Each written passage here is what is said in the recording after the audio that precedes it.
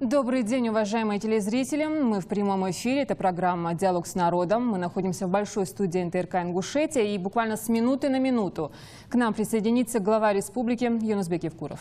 «Диалог с народом» можно посмотреть на национальном телеканале и послушать на национальном радио на волне 88,8 FM. Ну а еще «Диалог с народом» в прямом эфире сейчас транслируется в интернете, на сайте НТРК Ингушетия и в эфире ГТРК. Напомню нашим телезрителям, что на протяжении всего эфира мы принимаем звонки на многоканальный телефон. Также принимается смс-сообщение на короткий номер 4647, предводив его кодовым словом «Диалог». И на сайте НТРК Ингушетия, ingushetия.tv.ru. Вопросы на диалог поступали в минувшие дни по нарастающей. Особенно много вопросов было накануне нашего прямого включения.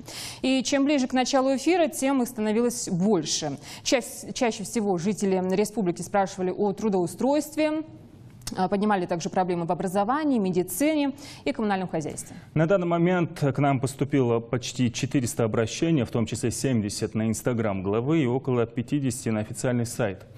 И несколько десятков СМС. Практика показывает, что еще несколько сот обращений поступят в ходе прямого эфира. И, кстати, отметим, что мы не включали в это число обращения с благодарностями главе республики по уже решенным вопросам, поскольку их очень много. Ну и добавлю, что, кстати, анализ показал, что из списка общих вопросов практически исчезли обращения по оползневой зоне, аварийным домам. Также ушли вопросы по развитию спорта. Почти не спрашивают о строительстве новых школ, ДК и детских садов. Ну, причины этого очевидны.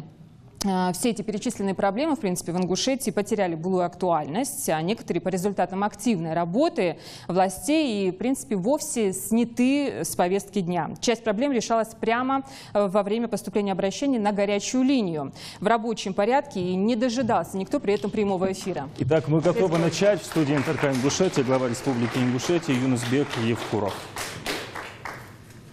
Салам алейкум. Добрый день, Юнусбек Мандагевич. Ну, наверное, начнем лево. На дворе начало сентября, это, в принципе, всем известно, так что самое время кое-что подсчитать. 2017 год в Ингушетии проходит под знаком 25-летия республики, такой юбилейный год. А летом мы открыли к этой дате множество знаковых социальных объектов, и на этом год 25-летия республики уже завершен, или все же оставшиеся месяцы этого года принесут нам еще какие-то сюрпризы, открытия, может быть, ввод новых объектов? Ассаламу алейкум, добрый вечер, дорогие телезрители, жители республики, те, кто нас сегодня смотрит, ну и, конечно, те, кто присутствует сегодня в зале. Я хочу вообще-то без сюрпризов, все у нас, чтобы было, нам сюрпризы не нужны. Это пускай там на день рождения родители детям делают. А мы, конечно, без сюрпризов до конца года проводим ряд мероприятий, в том числе в рамках 25-летия республики. Это один из таких знаковых мероприятий, или одно из таких знаковых мероприятий, это 22 сентября будет концерт. Мы совместно с нашей братской Карачаево-Черкесией, им тоже в этом году 25 лет, поэтому нам в общем 50 лет получается. И мы проводим совместный концерт хороший. Сегодня уже более 60 баннеров, рекламных щитов в Москве, на видных проспектах уже есть. Люди могут это все видеть. Ну и, конечно, пользуюсь случаем я от себя и от своего брата Рашида Борисовича, главы Карачаево-Черкесии, всех жителей не только наших республик, но и всего нашего Кавказа, всех жителей Москвы, в том числе приглашаю на этот хороший концерт. И в рамках празднования 25-летия республики мы планируем, так же, как мы это делали в 2012 году, вылететь с творческими группами и в рамках этого праздника организовать Дни республики в Казахстане и в Бельгии, непосредственно то, что там это центр Европы, и все-таки туда съездятся все наши земляки, которые живут сегодня за границей. Ну, те, кто хочет, пожелает это делать. Тем более оттуда было много обращений, приглашений, пожеланий, чтобы мы приехали. Будет ряд объектов открыто. Мы до конца года открываем еще более 25 объектов, в том числе социально значимых, экономических, инвестиционных. связаны и с дорожным состоянием. То есть много объектов открываем. Это тоже такие мероприятия, связанные с праздником нашим общим 25-летием республики. Спасибо. Главные объекты, которые открыли к 25-летию Ингушетии, были под личным контролем президента страны Владимира Путина. Это перинатальный центр, детская больница в Насыркорте, онкологический диспансер в Плиево, дворец спорта имени Бердыевлоева. Сейчас все они успешно работают, и мы предлагаем вашему вниманию большое видео из перинатального центра, где каждый день спасают детские жизни.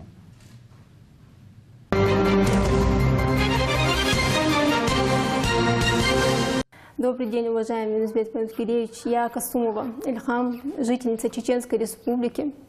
Так как находилась в гостях у родителей в Малгобеке, экстренно попала я в перинатальный центр, о чем весьма не пожалела, конечно. Были мы 6-месячные с экстремально низкой массой тела 770 грамм, далеко недоношенные, глубоко недоношенные даже.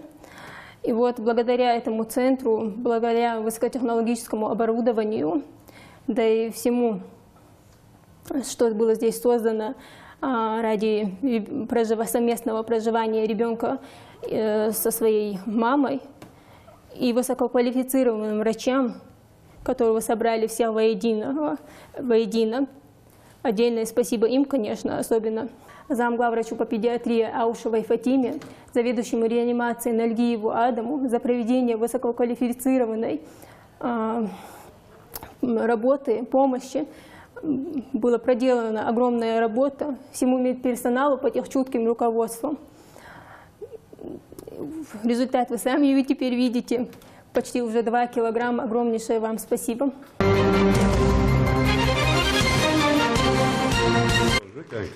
Здоровый мальчик.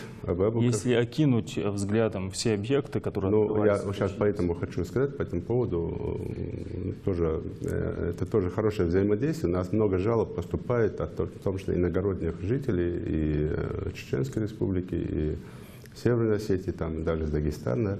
Когда проездом здесь бывает, там больницы принимают или не принимают, там, это полисы там, и так далее. Конечно, в таких случаях надо принимать больницу и организовывать оперативно вмешательство наших врачей.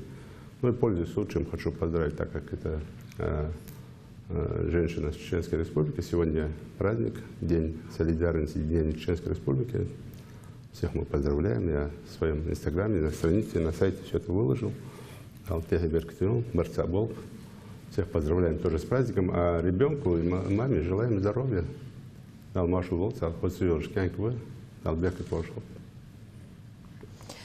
Из всех этих объектов, которые мы открыли к 25-летию, какие вы хотели бы выделить? Ну, я бы не выделял здесь объекты. Во-первых, они не то что на личном контроле у президента Владимира Владимировича, они были на контроле контрольного управления президента, так как в 2015 году, когда Владимир Владимирович был в республике, на совещании вот эти объекты, 5 объектов, по моей просьбе, были включены именно в протокол, для того, чтобы федеральный центр и министерство федеральное более оперативно обратили на это внимание. И сегодня все они для нашей республики являются таким стратегическим потенциалом. Ну, по перинатальному центру было много споров, обоснованных споров было, в том числе, зачем нам, республике, это нужно. Что мы можем все эти процедуры проходить в соседних регионах, где более развитое здравоохранение, где более опытное количество, большее количество врачей, ну и так далее. Но мы со своей стороны обосновали это тем, что если мы будем постоянно ездить в регионы, когда тогда наши врачи будут развиваться, когда мы будем развиваться, и почему нас тормозят в развитии, да? Нас услышали, к счастью. Сегодня перинатальный центр у нас есть, только остается главная задача для персонала максимально оправдать те колоссальные вложения федерального центра вот именно в этот перинатальный центр. И, конечно, я его выделяю среди всех этих объектов, так как он начинается, вообще этот объект, или для любого человека начинается этот объект, да, вот, рождаются дети, и в этом объекте непосредственно, в этом центре. Ну и второе, это я все-таки надеюсь, что там не просто принимают тяжелых там рожениц, принимает роды, а именно занимается, и эта задача мною была поставлена, именно в причинах вот такого недоношенности детей, вот такого там оперативного вмешательства врача, вот эти причины выявить и проводить профилактику в рамках того, чтобы минимизировать для женщин вот эти все вещи, показывать, почему эта женщина, вот такая ситуация с ней случилась, в чем причина. Или она не посещала участкового врача, или дома к ней отнеслись не совсем правильно, и до 9-го месяца, или там, до 7-го месяца, там, или до какого-то месяца ее там гоняли, там, работу ей давали. Ну, то есть, как-то вот у нас же есть такое, надо это признать, когда мы не совсем трепетно относимся вот к таким женщинам, которые должны родить ребенка. Давал уж ходить, как глава республики обязан это говорить. И я просил именно на базе перинатального центра создать вот такую группу, которая могла бы профилактику проводить среди вот этих так называемых молодых мам, будущих мам, чтобы минимизировать вот эту угрозу. Каждый ребенок такой, это просто надо посетить 1 или 2 раза и увидеть, насколько это больно смотреть на таких детишек. Но второй объект – это онкодиспансер. Мы уже там в полном цикле уже даже химию делаем, и кто-то доверяет этому объекту, кто-то не доверяет, кто-то все равно уезжает за пределы республики. Но сегодня я прошу жителей ездить туда, обследоваться, получать консультации, диагностику, чтобы не затягивать вот эти болезни, если у кого-то давал, но если у кого-то такие болезни есть или могут быть, чтобы они на ранней стадии их обнаружили. Мы можем это сегодня делать. Ну и, конечно, это удобно для тех, которые даже выехали за пределы, получили оперативное вмешательство, и дальше могут сопровождаться уже здесь, в республике. То есть химиотерапию, все остальное могут делать в нашем центре. Ну, а остальные объекты, там, детская больница и дворец спорта, они тоже немаловажны. Поэтому я бы эти 2 объекта выделил, но так, конечно, все объекты важны для нашей республики. Спасибо. Ну а в целом, прежде чем перейти к вопросам, которые поступают от наших телезрителей, все-таки хочу спросить, вот в год 25-летия, в принципе, к этой дате, все ли удалось сделать, довольны ли вы результатами, и если что-то не получилось, то почему? Нет, во-первых, тут нельзя говорить доволен, недоволен. И многое получилось, многое не получилось, и здесь есть свои причины. В том числе и финансовое состояние, в том числе страны, федерального бюджета, наши возможности, то, что мы планировали, и где-то больше сделали, где-то меньше сделали. Поэтому здесь я бы не говорил там удовольствие или недовольство. Главное, что мы год 25-летия встретили, если брать 12-й год, когда нам было 20 лет, и сегодняшняя ситуация, 25 лет, это огромная разница в стабильной, мирной обстановке. Вот это самое главное. Остальное мы все переживем.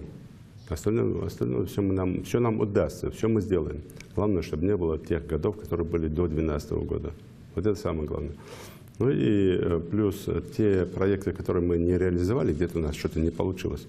У нас есть планы, и есть поддержка федерального центра, есть возможности свои в том числе. Почему? Потому что мы за эти 5 лет, с 2012 года, научились строить за счет собственных средств.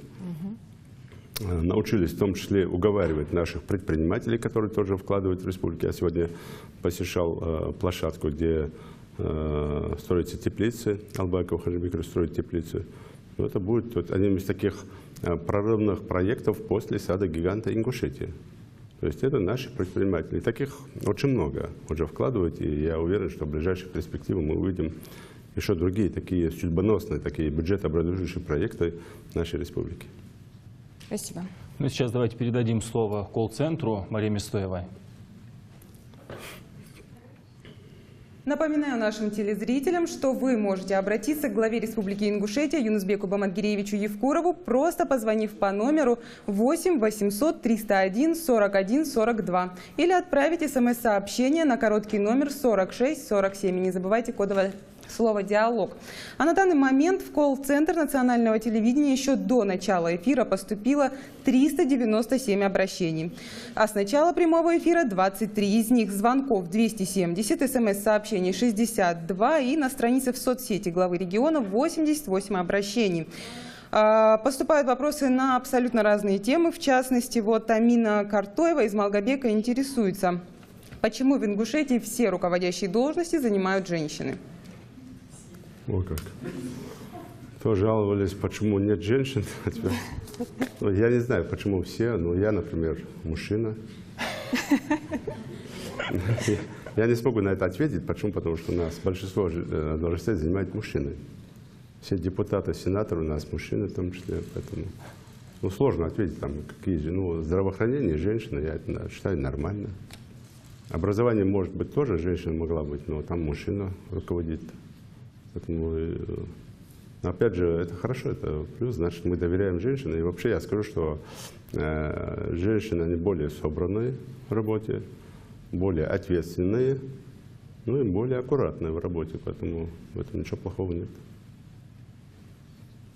Сейчас перейдем к вопросам от телезрителей. Мы получили СМС от жителя пригородного района. Цитирую. «Недавно в Владикавказе состоялся футбольный матч Ингуш-Алания, на котором были провокационные действия со стороны осетинских болельщиков. И это не в первый раз.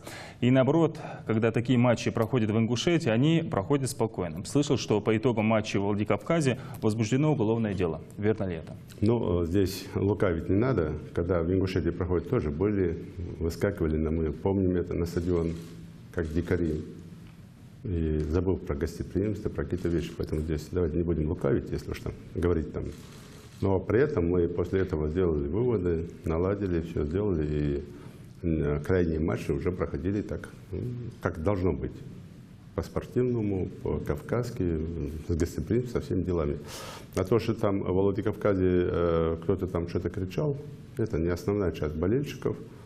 И по этому поводу там власти Осетии отреагировали, органы правопорядка в том числе, и работа идет. Я думаю, что безнаказанно это не останется. И сразу должна сказать, что это не единственный вопрос на эту тему. Многие телезрители интересуются, как идет разбирательство в органах правопорядка по недавней потасовке в сельском поселении Карца. Что на это можно ответить? Здесь то же самое, еще раз повторяю, это работа органов правопорядка Северной Осетии. Главное, я вам скажу, что мой коллега Вячеслав Михайлович жестко отреагировал на это. И я его позицию полностью поддерживаю, что независимо от национальности, вероисповедания, виновные там, в провокациях, там, в каких-то вещах должны быть наказаны. Поэтому там определены, или органы правопорядка определены те, кто начал это дело, кто продолжил дело, и в том числе не только лица осетинской национальности, но и лица ингушской национальности. Все должны понести то наказание, которое соответствует содеянному. Это раз. А мы со своей стороны, я дал поручение Совету Безопасности найти тех, кто в соцсетях выкладывал призывы, вооружайтесь, приезжайте. То есть некто товарищ, даже имам Карца вынужден был в ответ дать информацию в WhatsApp о том, что нет того, что вам говорят, поэтому не надо беспокоиться. Если надо будет, я сам выйду на WhatsApp и какую-то информацию дам. У нас здесь все спокойно, все хорошо. Не надо беспокоиться. Поэтому власти там работают. Я думаю, что там найдут, хотя уже определили виновников, и там есть даже некоторые задержания. Но это работа органов правопорядка Северной Осетии. У наших сотрудников там есть взаимодействие, и нет никаких запретов о совместной работе. Как только там это все происходило, наши представители поехали туда на месте, вместе с осетинскими коллегами, вместе разбирались и смотрели. Это правильно, и у нас вот эта работа между главным регионом, она спланирована.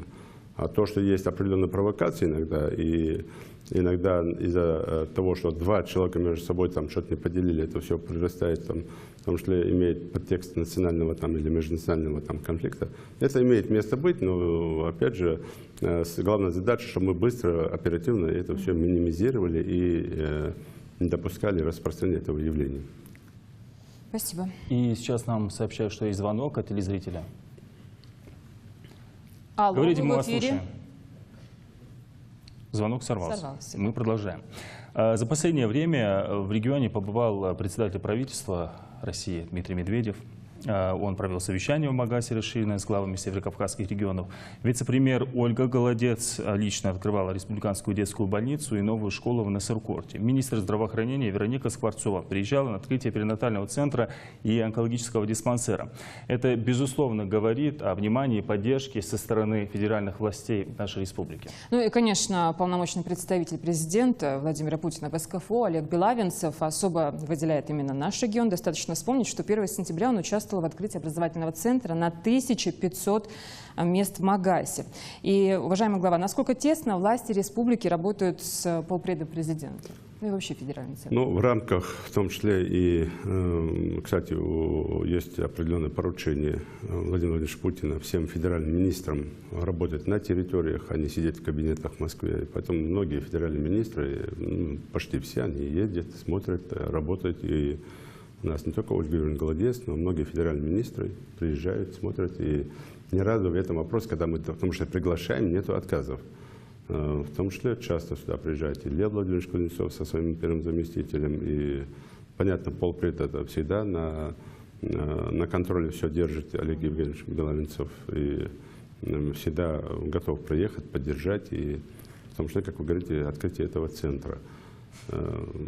Конечно, на связи, на контакте мы часто приглашаем, но при этом смотрим, насколько этот объект или того мероприятия, которое мы проводим, достойно участия самого федерального руководителя. И мы всегда пытаемся выполнить две задачи. Во-первых, там, с учетом приезда руководителя открыть какой-то важный объект по его профилю, и параллельно решить те проблемы, которые там в этом направлении у нас в республике существуют. Житель пригородного района все-таки смог связаться с нами. У нас звонок в студию. Говорите, мы вас слушаем. Алло, салам алейкум. Алейкум салам. Андреевич, помоги. Да, слегка, что выдержи. Да. Владимир 10-го убест на территории Осетии выборы же парламентские. Со стороны Осетии Саккугвичик баллотироваться. Кандидат Хугвичик, Алла. Нагасан Хугвали или Хугвичи война Бахбизвичик в пригородном районе Бахружби. На выборы стоит нам идти или нет?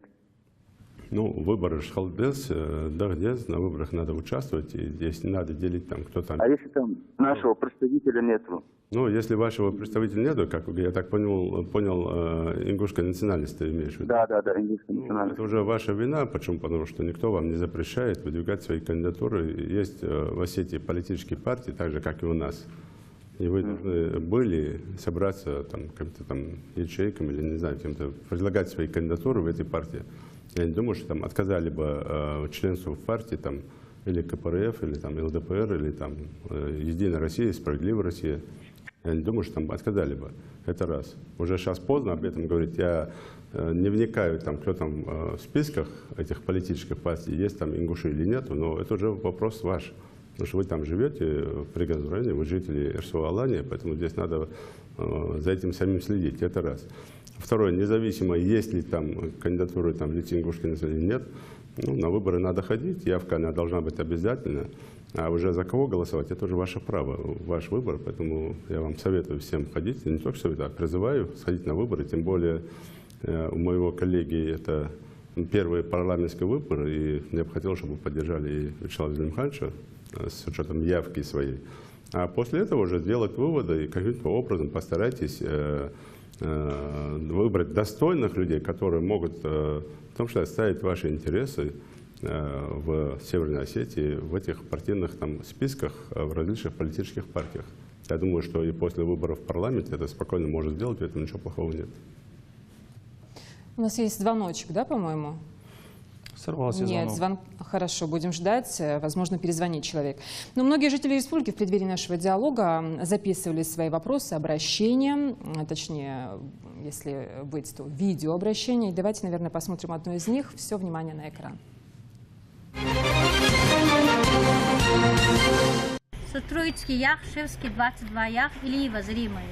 Дядя Юнусбек Бумакирович. Пенсионный фонд заявление пенсия кадра Мара, инвалид фонде, цунгуш фонде, кашира хайдра с пенсии. Yok diyorlar şurada yakırsız pensiya. Мали нейропатологу 10 тысяч да и сырсу. Кепик yok da onda sunç neyropatologu. Sayıtar ki yokulda sıboğ bu yer. Pensiya sostırsı akştıklara. Olur işte akştıklara tıkılara pensiya da sostyatsız inday. Состояние прибердас школы бердас я положение есть таган. Пенсия да якат таган дица кахам кандаст. Сейчас объяснить, сидя здесь на прямом эфире, где правда, где неправда, но уж точно там вопрос зафиксируют сейчас, разберутся, в чем проблема, в том числе, в каких условиях живет эта женщина. Я там вижу маленьких детей, но при этом у этой женщины есть возможность получить материнский капитал для улучшения жилищных условий. Сейчас уже власть дает такое разрешение. И почему они не используют материнский капитал для улучшения жилищного? Я так понимаю, что сзади этот дом, который у нее там, в котором она живет с детьми, почему она не использует этот материнский капитал? Поэтому давайте мы там, помощники запишут, разберемся с этим нервопатологом, который взял 10 тысяч, ни копейки не вернул. Я думаю, что она назовет там этого человека. Посмотрим, почему пенсии не выплачиваются. Ну и посмотрим, куда делся материнский капитал и почему условия не улучшены для детей, которые там живут. Дадим поручение, и я думаю, что в течение недели к вам приедет комиссия, разберется с этим вопросом. Ну и в продолжение темы у нас есть еще один видеовопрос. Давайте посмотрим.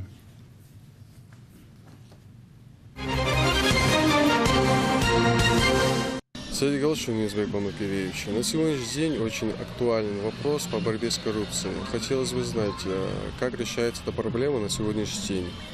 И касаемо коррупции, у меня вопрос, личный вопрос к вам. Является коррупцией заставлять детей собирать на нужды школы деньги? Баркал. Детей. Да. Ну, во-первых, борьба с коррупцией – это явление такое не сегодня, не вчера, не завтра. Это было всегда. И, конечно, мы с этим явлением боремся. Я не буду говорить, там, что было в прежние годы.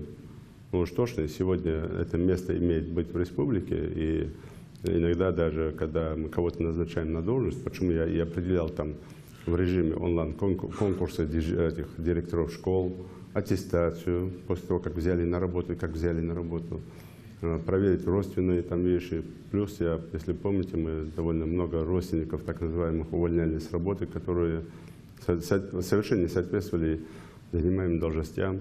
Вот в том, что вот то, что обращение сейчас это женщины, какая у нас сейчас идет борьба в аптеке, и на замену руководитель поставлен. Почему? Потому что я не говорю, что сам руководитель виноват, но уж то, что внутри там целая клака вот этих там взяток, чтобы больше инвалидов плодить. Но при этом те, кто нуждается именно в инвалидности, получении пенсии, причем им этого не дают, даже без рук, без ног, там, пытаются все-таки заставить платить взятки. И это тоже имеет место. Но это не повально, это не масштабно, но это явление есть у нас.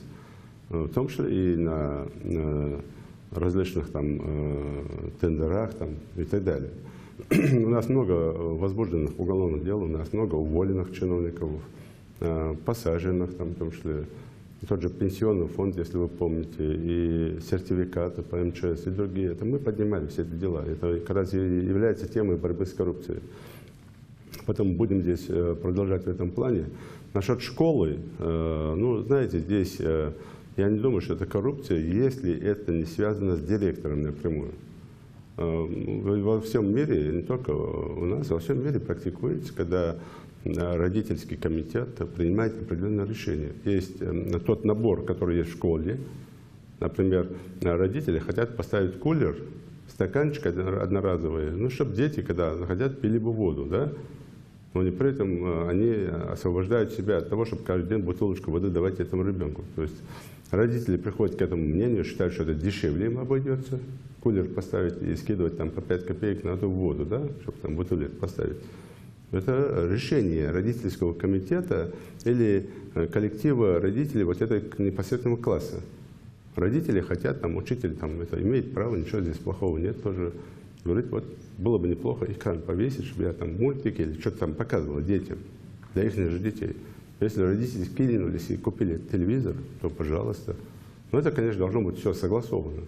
Любой педагог должен согласовывать с директором школы. А сам родительский комитет школы должен тоже выслушивать эти проблемы директора. Если для решения каких-то локальных задач в пользу, в интересы детей не выделяются бюджетные средства, их нет в бюджете, то почему нет? Пускай родители скидываются и помогают. Надо смотреть, соизмерять.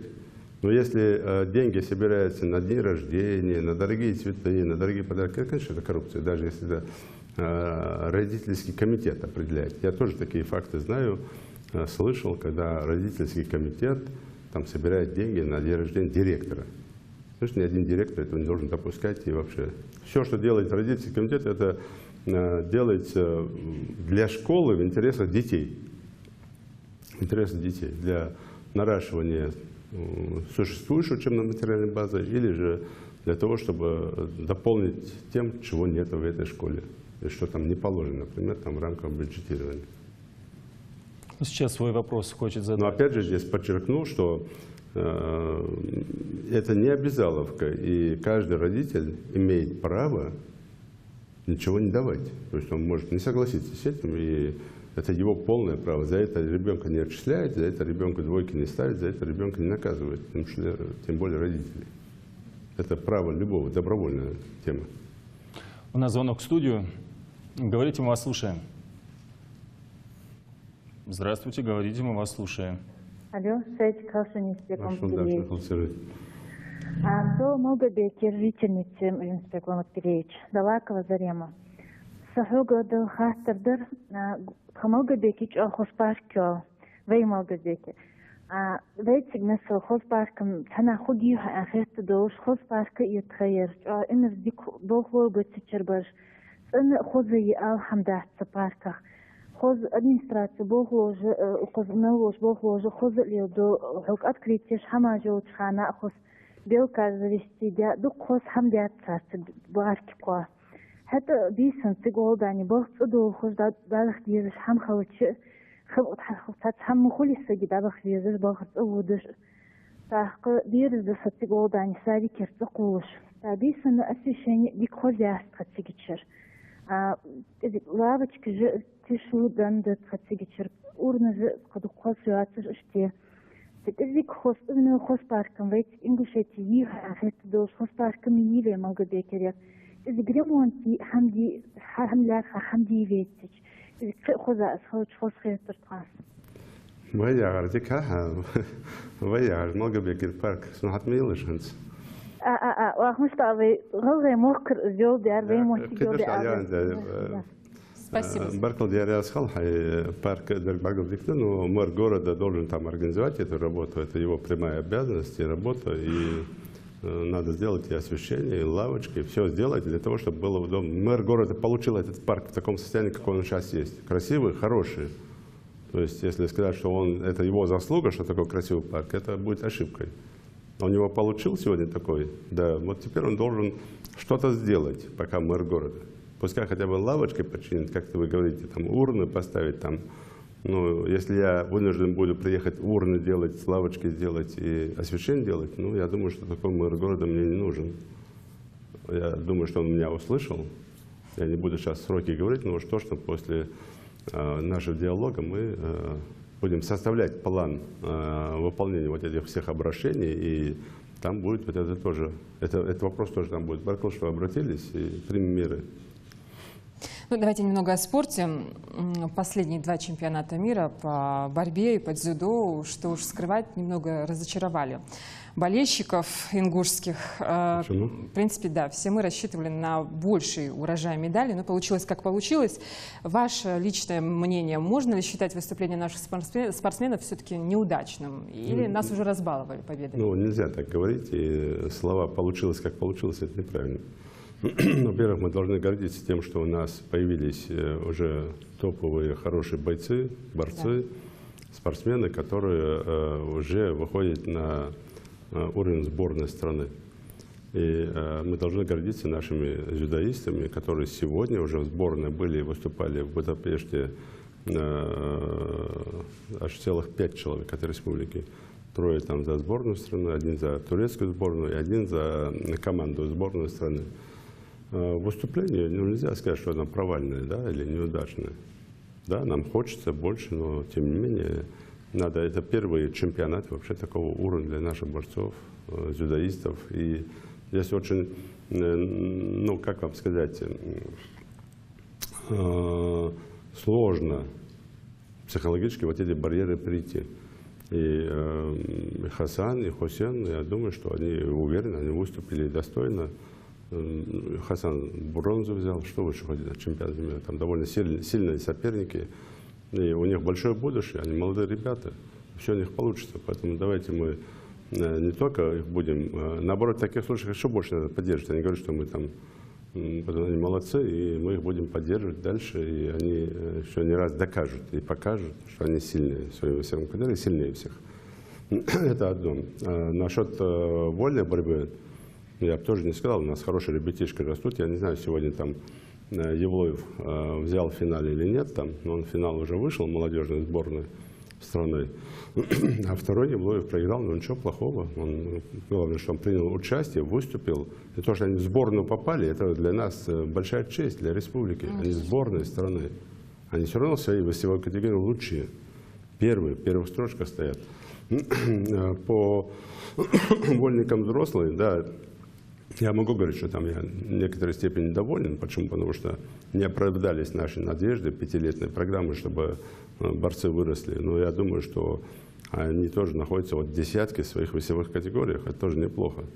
И та конкуренция, которая там есть, не позволяет им выйти на тот уровень, чтобы они могли бы выходить на чемпионаты там, страны достойно.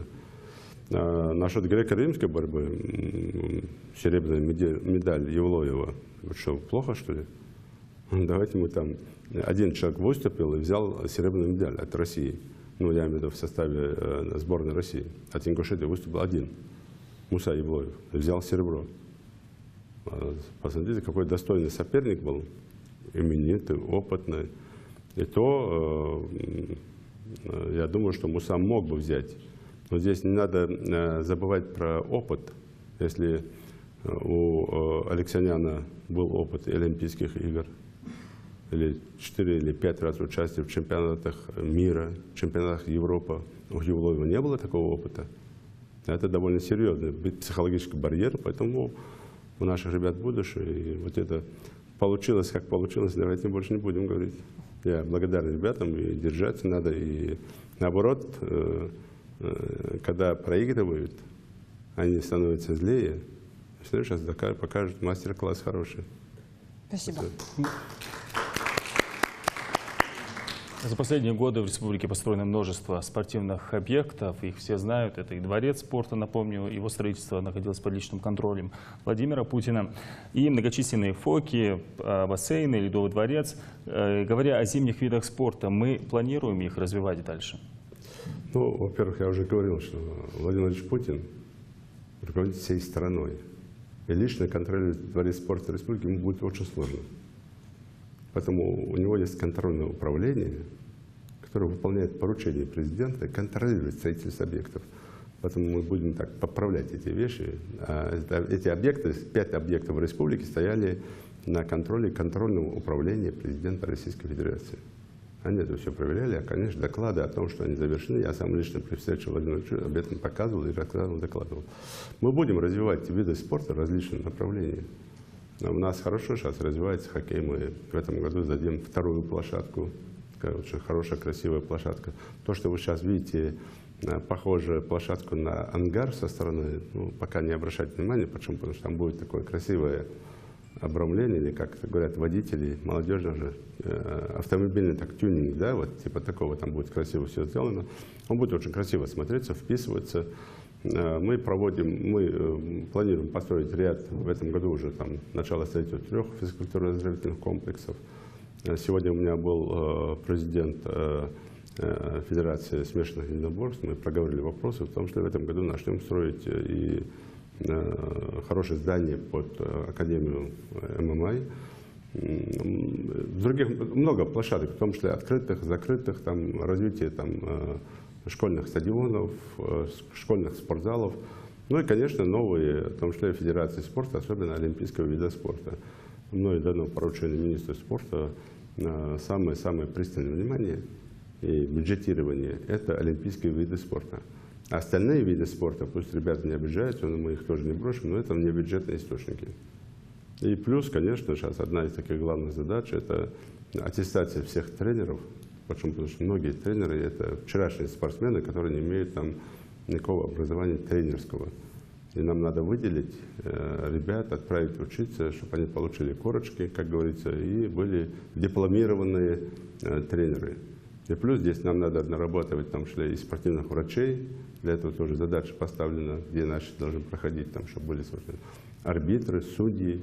Потому что мы в комплексе могли бы участвовать во всех направлениях, во всех, не только в республике, но и за пределами республики. Спасибо. Сейчас, наверное, у нас будет звонок в студию. Вы в прямом эфире говорите. Алло, здравствуйте. Здравствуйте, уважаемый Юнусбек Баматгиреевич. Здравствуйте. Нам звонят из Северной Осетии, из города Бигары. Я мама вот той девочки, которой вы на Новый год прислали подарок. Хотела позвонить бабушка, но она, к сожалению, переволновалась. Я тоже чуть-чуть волнуюсь. Но от всей души хочу поблагодарить вас. Сказать вам огромное спасибо. Вы так порадовали нашу семью, так порадовали нашу девочку.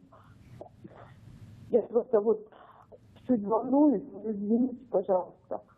Вы, Катя Тимур Карданов, столько радости принесли в нашу семью, стали дорогими людьми для нас. От всей души хочу пожелать вам здоровья, благополучия, успехов в работе и процветания всей Ингушетии. Спасибо большое. Напоследок хочу сказать просто, чтобы и дружба, и мир, чтобы был между нашими народами. Спасибо вам еще раз. Спасибо большое. Спасибо.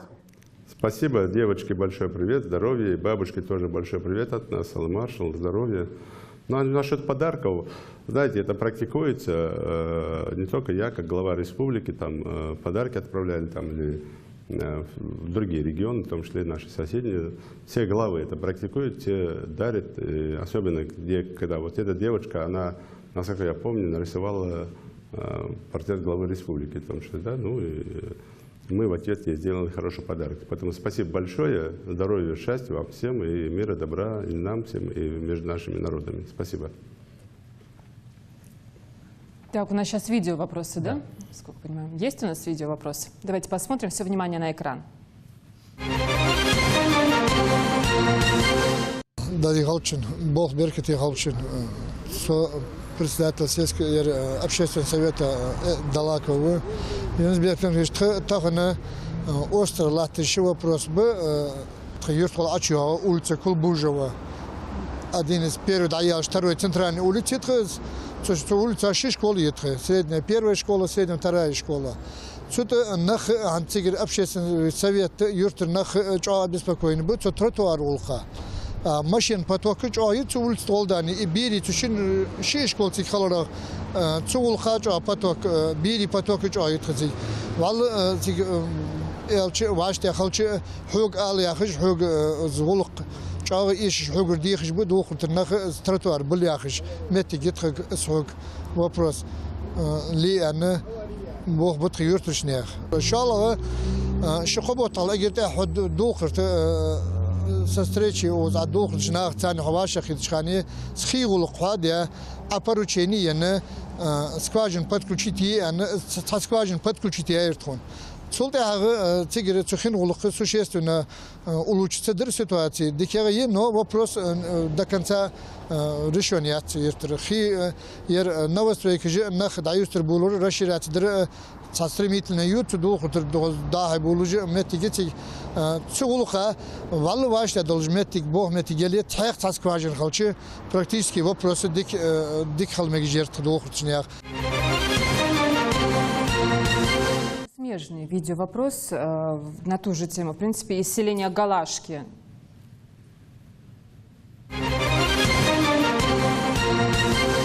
Я Климатов Хаджимурат Мусаевич, являюсь председателем молодежного совета сельского поселения Галашки. Юнусбек Бондаркевич, у меня такой вопрос.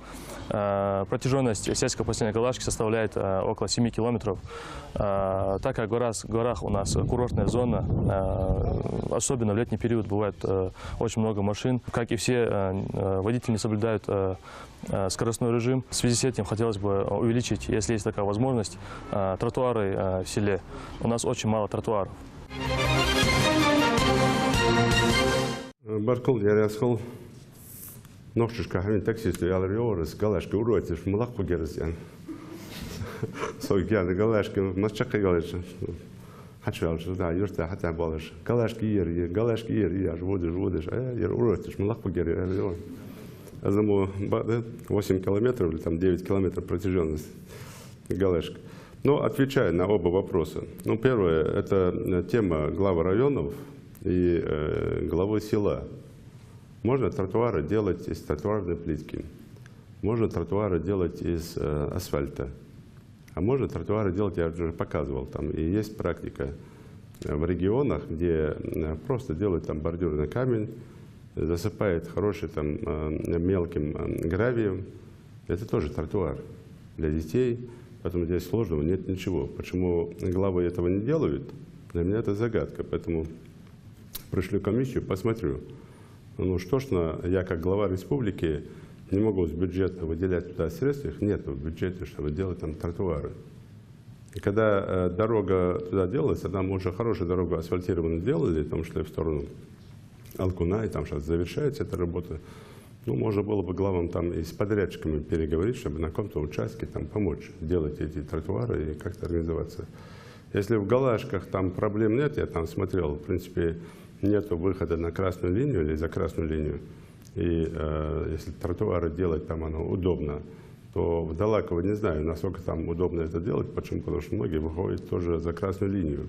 Здесь, там, где мы тротуары будем делать, конечно, надо людям максимально постараться обратно зайти за красную линию.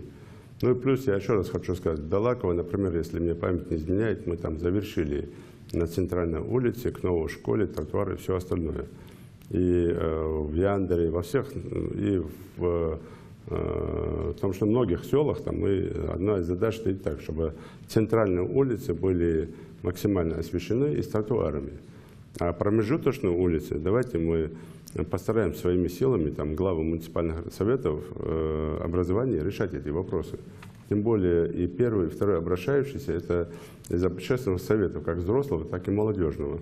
Давайте соберемся вместе и каким-то образом сами примем участие в благоустройстве своих территорий. Иначе, ну, во-первых, нет в бюджете таких средств, чтобы делать там тротуары.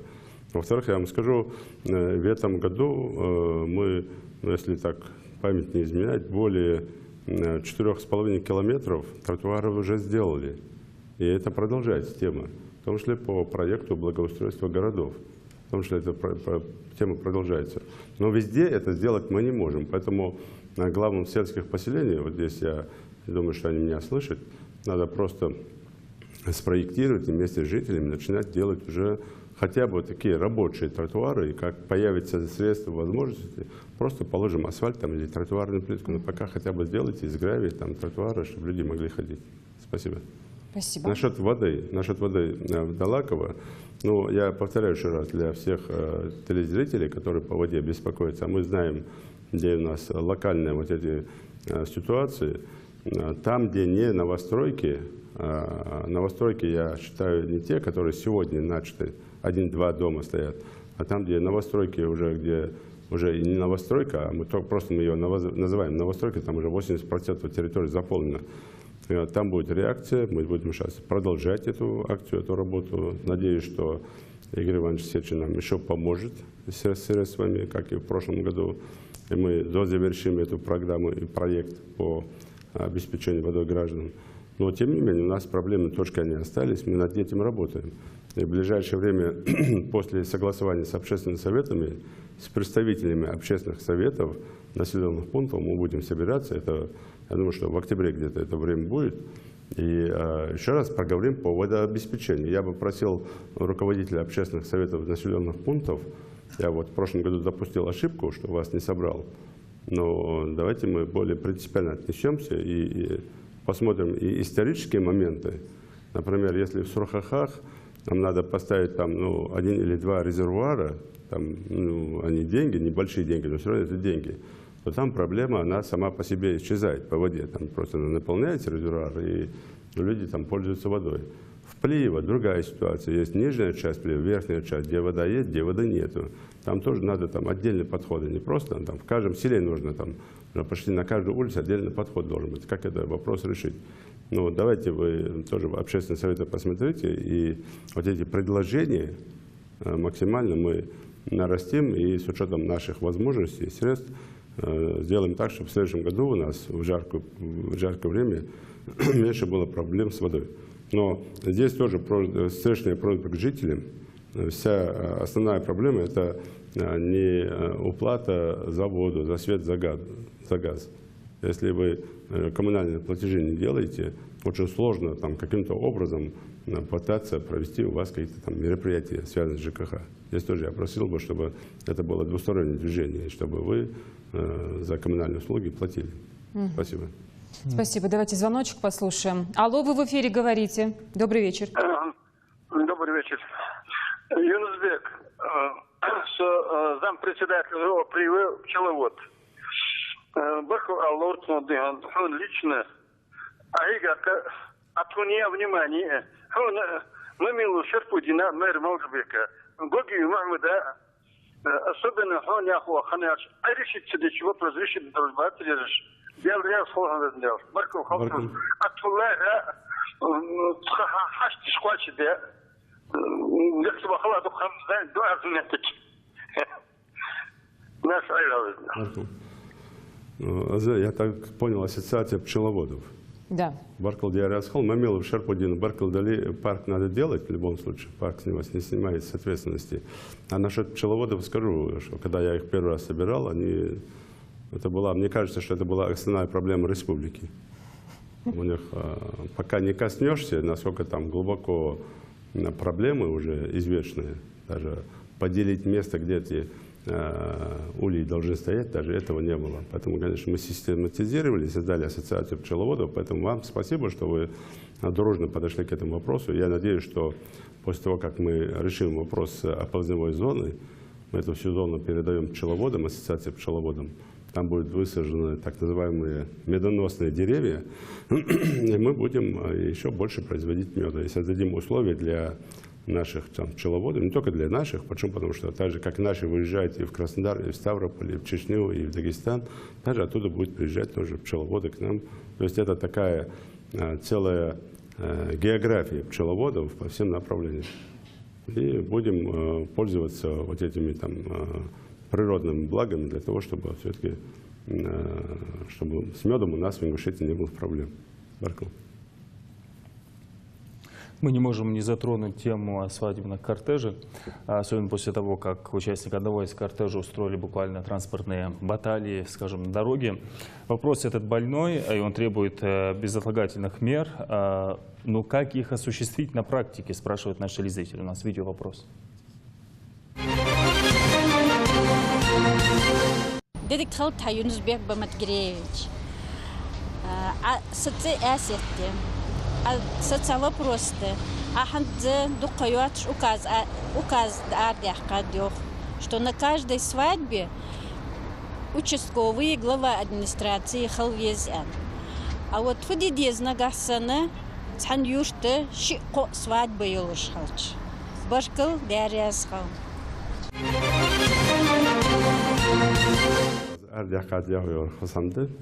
Поручение указ дать, и там задача не в том стоит, чтобы на каждой свадьбе я там давал поручение, где глава участвует, где его заместители участвуют и на контроль держит.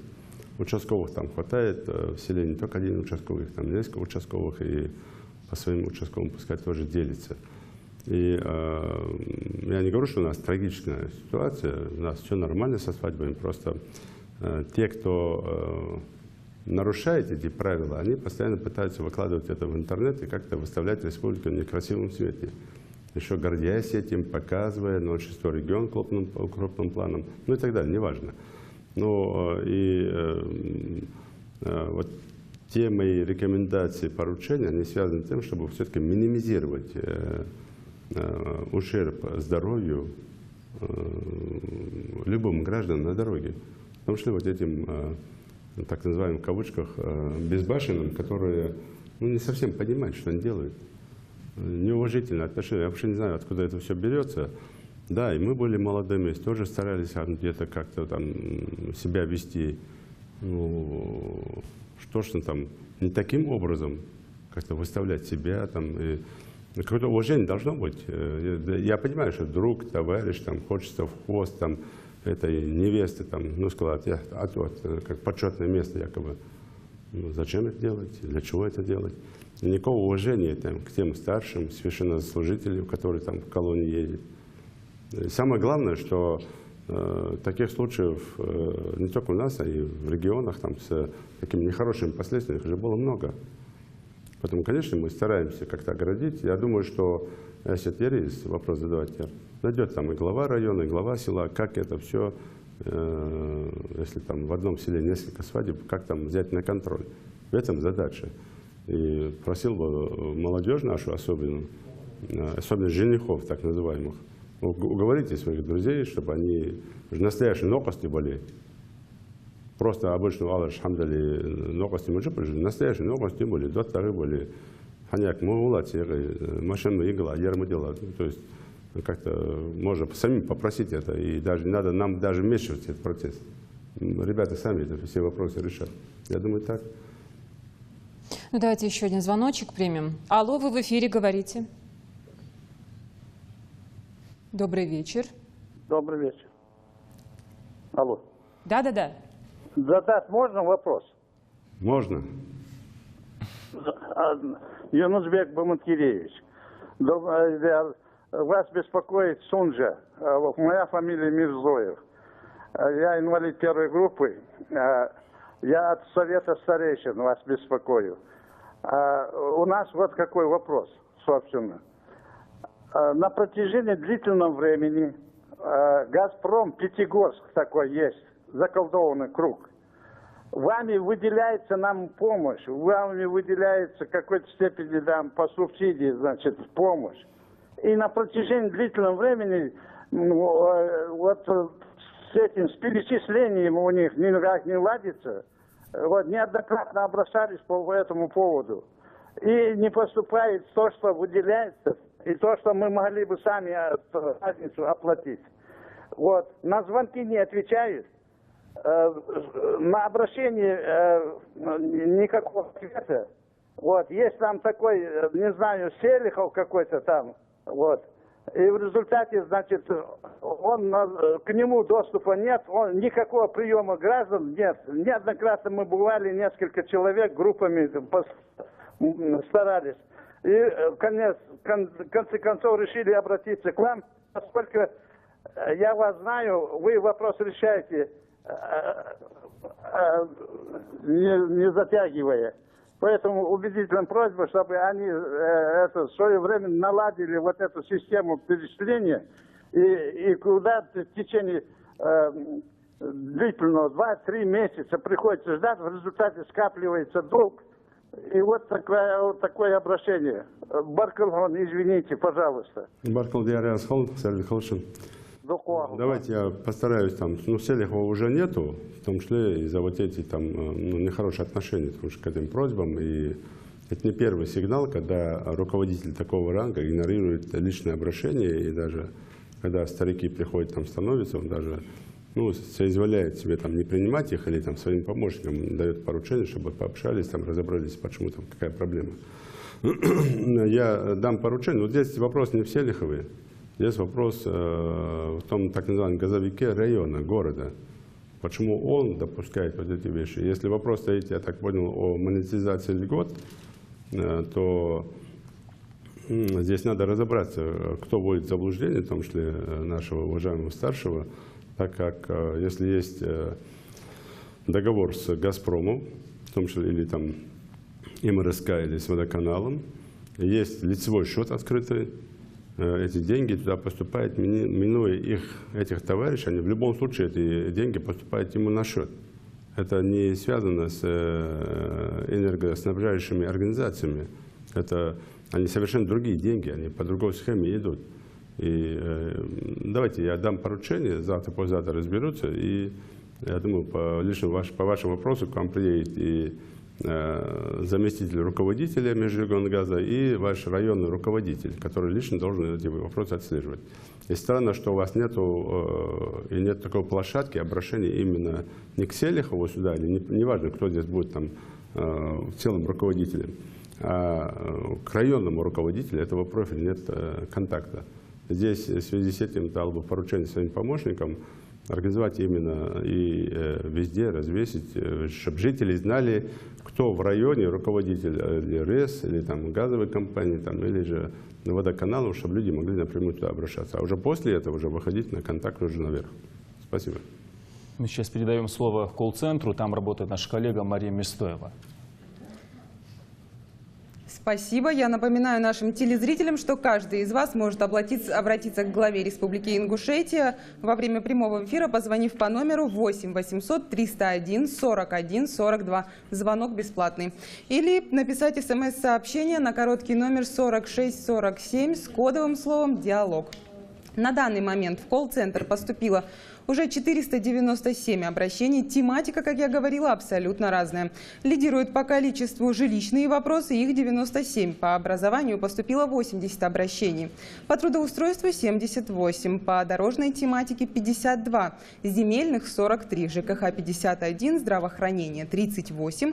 Материальная помощь 30. Спорт 12 и разное 16. Последний вопрос, поступивший, можно как раз отнести к тематике «разные». Он поступил от Мусы Тумгоева из Сурхаков. Мужчина интересуется, почему их сельскому поселению уделяется мало внимания.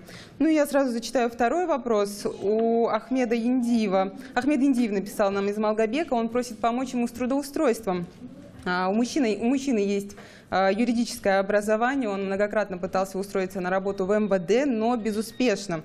И Ахмед Индиев также выражает благодарность Юнусбеку Бамангиреевичу за то, что еще несколько лет назад в их городе была заасфальтирована улица Строительная. С этим вопросом мужчина уже обращался во время одной из передач «Диалог с народом». Да, спасибо. Ну, по Сурхахам, я не знаю, там, как мы стараемся всем населенным пунктам уделить внимание. Наверное, там вопрос стоит, что там не строятся школы или садики. В этом году мы уже начали там строительство одной школы. Я думаю, что начнем строительство дошкольного учреждения. И дано поручение по асфальтированию центральной улицы, в том числе и разбирательство тому, качественно, некачественно был уложен асфальт в прошлом году в этом селе. Но здесь опять же вопрос к общественному совету села, который не совсем добросовестно относится к таким работам, как дорожные и так далее. Там надо максимально участвовать в этом процессе и не быть в стороне этих проектов. Насчет Ахмеда Яндиева, спасибо, что напомнили насчет асфальтирования. Но насчет трудоустройства в МВД, я еще раз всем подчеркиваю, я не занимаюсь трудоустройством МВД. И даже если бы я этим занимался, МВД не безразмерное. Там есть свой штат, и больше штата. У нас практикуют некоторые чиновники по договору, по контракту, придумать тысячи причин, чтобы еще набрать столько же людей в штат. А там этого нельзя и недопустимо. Поэтому там есть штат сотрудников, и еще дополнительно брать туда навряд ли там, и при всем желании министр в состоянии. Поэтому, тем не менее, давайте обращайтесь туда. Там есть такие схемы, не только МВД, и в прокуратуру, и МЧС, и другие организации силовые. Там есть схемы, как профессиональный отбор, как и психологический отбор, там другие вещи есть. И если вы эти вещи не пройдете, то и физическая подготовка, нормативы, там много всего есть. И надо пройти это все. Если вы этого не проходите, то не надо прикрываться тем, что с вас требуют взятки. Если с вас требуют взятки конкретно кто-то, то назовите. Но в том числе я предостерегаю от этих так называемых посредников, которые, представляясь родственниками, чьими-то, ходят, собирают деньги, вы тупо им отделяете деньги, думая, что завтра, послезавтра они вас устроят. Поэтому здесь тоже не надо в эти вещи, в аферу ввязываться. И тот, кто хочет пойти работать в МВД, вы хотя бы там, ряд человек уже спрашивал, а какие требования? Вот вы хотите в МВД идти. Так, какие требования? Все, ничего не знает. А как вы хотите пойти работать в МВД, если вы не знаете даже элементарные требования? Вот просто даже. Просто вот устроите на работу, так же не бывает. Поэтому давайте постарайтесь это правильно понять. И я могу только, если вы факты назвали, взятки, назвали фамилии, вмешаться протестом и через прокуратуру постараться там наказать тех, кто требует это направление, или по отношению к вам какую-то несправедливость там. Но не более того. Спасибо. У нас есть звоночек. Алло, вы в эфире, говорите, пожалуйста. Алло. Да, добрый вечер. Добрый вечер. Ассаламу алейкум. Валейкум салам. Жители Юнусбек Мамадгилевич, Сейд Кавишин. Маршал Даш, салам алейкум.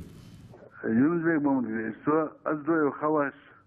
Я живу хамагвир вас, инвалид первой группы подзрения. Что, пользуясь случаем, я хотел поблагодарить вас. В Татарстане реабилитационный центр для слепых воран Амдежура. Сиге жол сига войны в 2013 году чувак хохо инвалидский волос пончуа маслены карахайда в центре маслен благодарить для чувак он почетный грамоты а мы благодарим письмо подарка жамыен это хар шар хотик дамил долго чханы хотик долж масло божна халишки чувак директор стар масло хамаш халишки. Единственный первый президент, который посетил наш центр, что хвалить не шамдут он, что соседи, хамдра. Я говорю, тех вот в центре хаила, где у медресе прежде шашил хавар дедов. Юнусбек Мамадгилевич, тех соси инвалид первой группы подзрения хануца, инсульт хану высла. Вы инвалид вот так. Около улицы Двалдани канализационный коллектор проводить здесь. Керда хаясы, карты, та отр регион, что отреченшан, что деформация латы жесы. До ущербан дион, до не ехар хаяша васу, хая цена дада, ахты дадам зворсу дион. Сефан что ущерба, дух знаха, ущерб востаны деш, он васу дядер. Аз мэри was центра تمو هذا عدم كياتش هونو وصل دبي أنا زيادة سر هاي واشتا دليل هونو وصل ديسم از وصلنا ديس وش الجزك از الدوج بس ديسم توفى Баркул Дарьясул дал маршал лучше, у нас хорошие проекты и центры по обучению слепых. Мы там тоже с учетом опыта, я думаю, что Татарстана сделали в республике, и я думаю, протокол запишет, и мы посетим этот центр медресе, где они обучаются, слепые наши, ну, инвалиды. А насчет дома, Трешин и так далее, я думаю, мэр города меня услышал, и завтра мне доложит по этому вопросу, что нужно там делать. Обязательно поможем и восстановим, если там все соответствует, даже если не соответствует, все равно восстановим, все сделаем, там, не беспокойтесь.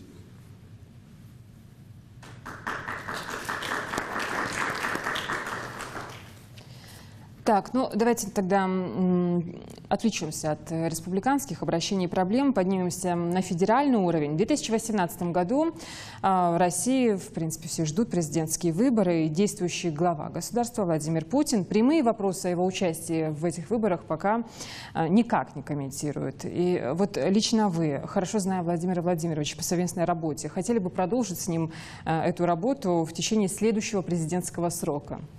Это типа вопрос. Будете участвовать, да? Но я думаю, что еще рано об этом говорить насчет выборов. И это вопрос надо проговаривать, обсуждать. И поэтому я бы здесь точно на диалоге с народом об этом не хотел бы там говорить. Поэтому давайте мы больше займемся проблемами людей, раз мы на диалоге с народом. Спасибо. Ну, ряд вопросов, поступивших на нашу программу, касается строительства социальных объектов в селениях республики. И давайте посмотрим один из них.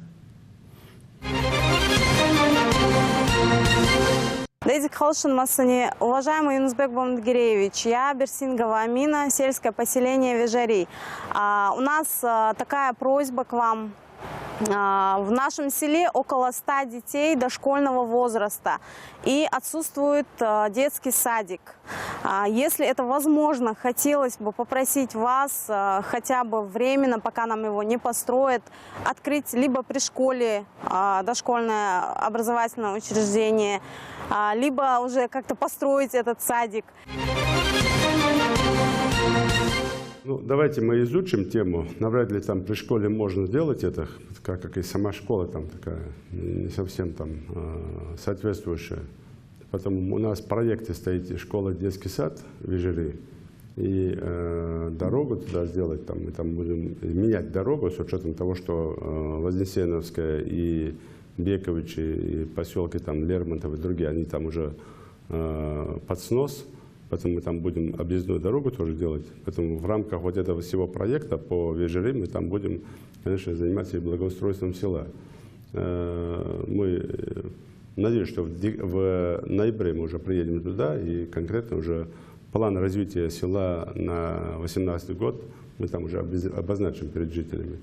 Я не скажу там в каком году, но я думаю, что с учетом тех планов, которые уже сегодня есть, я думаю, что в 2018 году мы там уже можем начать строительство не школы и садик отдельно, а одного объекта школы, где будет под одной крышей школа и садик. Тем более там, насколько я знаю, там 80-110 детей, и для них достаточно там построить на 120, на 140 детей дошкольное учреждение. Но это будет под одной крышей школа и садик. Ну и сейчас снова переместимся в колл-центр. Марим, тебе слово. Через несколько минут на видеосвязь с нами выйдет Назрань, а пока готовится подключение, я зачитаю один вопрос. Обращение коллективное, потому имя не указано. Уважаемый Юнусбек Баматгиреевич, мы, жители сельского поселения Барсуки, Гамурзиева, Насыркорт, просим вас ускорить решение вопроса о расширении федеральной трассы «Кавказ». Большая загруженность этого участка трассы приводит к частым авариям и гибели людей. Да, мы занимаемся. Спасибо за обращение. И буквально вчера-позавчера мне докладывали, проходит сегодня проект по федеральной трассе госэкспертизу. Росавтодор этим занимается.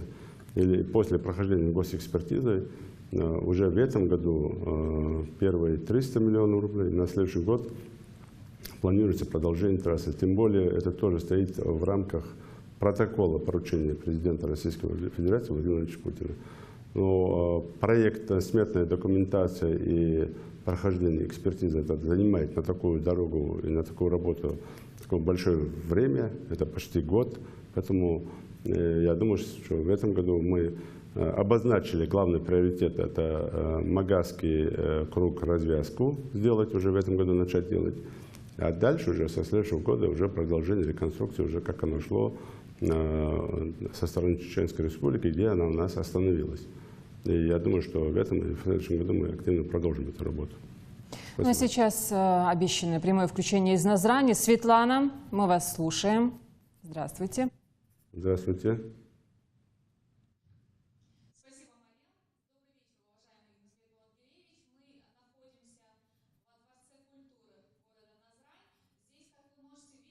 Есть представители молодежи. У всех у них есть к вам определенные вопросы.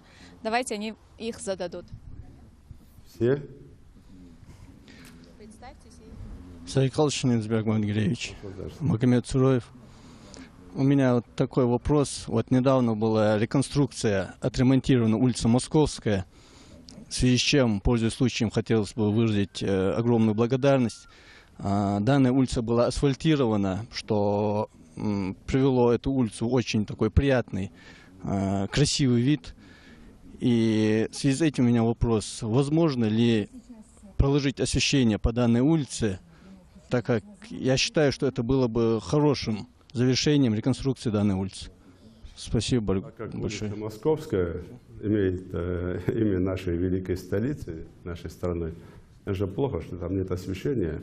Я думаю, что Алихан Тумгоев услышал и доложит предложение по освещению. Тем более мы эту задачу уже ставили, кстати, к нам обращались жители. Доложит по этой улице, как это лучше сделать. Так, у нас еще будет вопрос? Что-то не так это. одну улицу, столько народу стояло. Но, видимо, мы еще вернемся. Она пожадничала, наверное, не решилась больше. Дадим им еще шанс. Позже постараемся, да, связать. Но свои вопросы нам присылают не только рядовые жители республики, но и руководители крупных предприятий. У них к вам, уважаемый глава, серьезные производственные вопросы. Все внимание на экран. Сейчас будет видеообращение. Суров Магомед Ахмедович, генеральный директор акционерного общества «Технопарк Сердова». Дедахелла Юнусбек Магомедович, вот мы здесь находимся в одном из производственных цехов, где будем производить, в частности, светильники для офисного, для школ, для общественных мест типа Армстронг.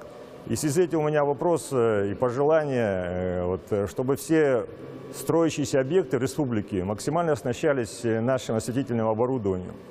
Я ознакомился со сметами тех подрядчиков, которые сейчас ведут строительство, знаю, что у них заложены люминесцентные светильники, и знаю, что наши в 2 раза более энергоэффективные и по цене соответствуют их стоимости, тех, что заложено. Но подход чаще всего подрядчиков стоит в том, что максимальной прибыли, не очень социально ответственный, я считаю, подход. Здесь важно, чтобы они понимали, что важно не только построить, но и потом эксплуатировать. И тут важна экономия на освещении. Поэтому прошу вас помочь довести эту информацию, довести понимание этой ситуации для подрядчиков, чтобы они более активно покупали нашу продукцию. Можно вспомнить завод ЖБИ и швейную фабрику. Они тоже должны в первую очередь работать на местный рынок. Да, и, например, фабрика та же могла бы шить форму для ингушских школ, чего до сих пор не делает. Ну, я скажу так, фабрика швейная тоже должна рекламу своей одежды делать. Во-первых, там не все рабочие приняты, почему-то я по этому поводу вчера делал замечание. Во-вторых, они должны конкурентоспособными быть. И если выставляют одежду, насколько я помню, сегодня там где-то даже платье для девочки там под 8 тысяч рублей, то это неправильно. Потому что такое же платье покупают там на рынке там, или где-то в другом месте по 4 тысячи. Я не говорю там про материал, ну, хотя и по материалу не соответствует. Там синтетика, не синтетика, там надо смотреть, там, чтобы Роспотребнадзор отконтролировали. Но при этом фабрика должна быть не и фабрика, и ЖБИ, и в том числе завод светодиодный. Вообще все производители, они должны не административным рычагом пользоваться в реализации своих товаров, они должны конкурентоспособными быть, раз. А второе, вот то, что сейчас было сказано в этом плане, я думаю, что, во-первых, этому вопрос можно было задать тогда, когда я там нахожусь, и не надо было обязательно выходить на прямой эфир, время занимать, но тем не менее, скажу так, что всем это поручение уже дано на 2018 год, сколько нам нужно в строящихся объектах, и плюс даже вот в этом НТК, на телевидении, на всех, и мы там, как только в полный цикл завода начнет работать, предприятие начнет работать, мы тут же в обязательном порядке всех обяжем именно оттуда брать. Почему? Потому что это наше производство. Если мы у себя не будем приобретать, но оно должно быть, я уверен, что там будет качественно, почему? Потому что некачественно там делать невозможно. Тем более этот завод переходит, и я это попросил, чтобы под контроль взял Ростех, лично Сергей Викторович Чемизов, а там некачественно не пропустит все равно. И здесь мы максимально постараемся все завести под этот завод. Но я не хотел бы при этом ущемлять тех индивидуальных предпринимателей, которые занимаются поставками этого, в том числе, или схожего с этим светодиодного оборудования.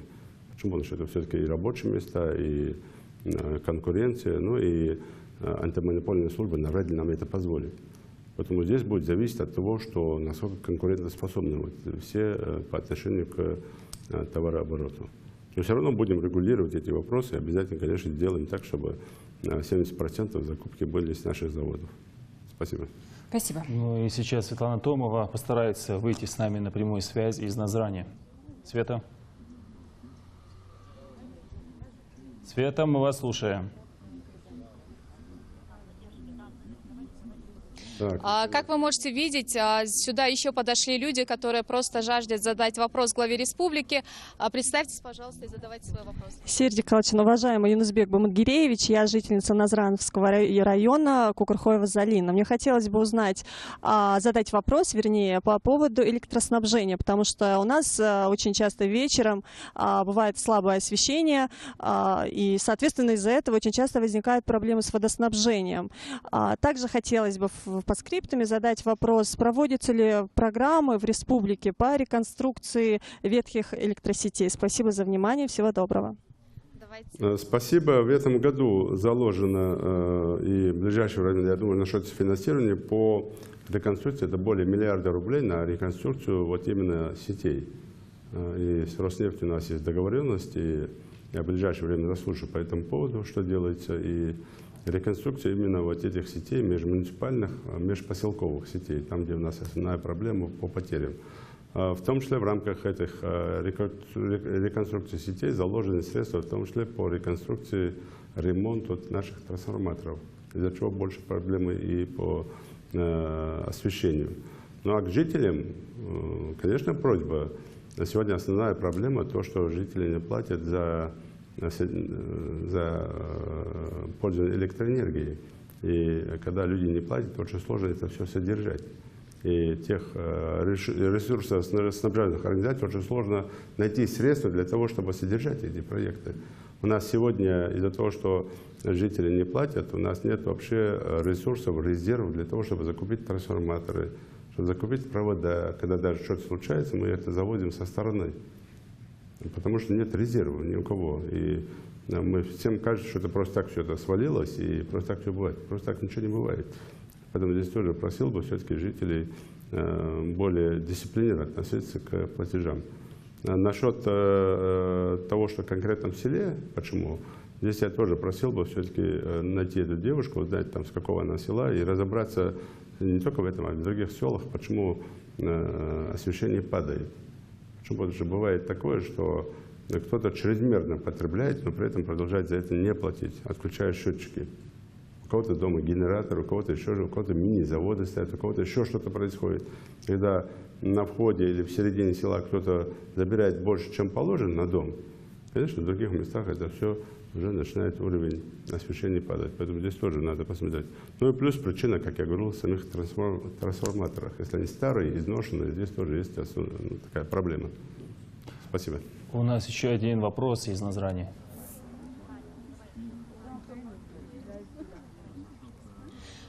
Как вы можете видеть, поток вопросов не иссякает. Сейчас он прозвучит от жительницы Назрани. Представьтесь, пожалуйста. Два вопроса. Тима Кусеева, проживаю в городе Назрань.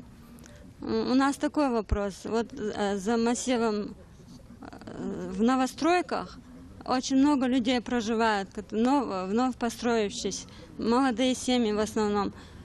Есть многодетные семьи. Вопрос в том, что там нет газа, света и воды. Вот в этом у нас проблема. Имеется в виду за каналом, да? Да, за каналом. Да, из-за отсутствия газа, света и воды очень многие люди не могут туда переехать для проживания. Вот вопрос.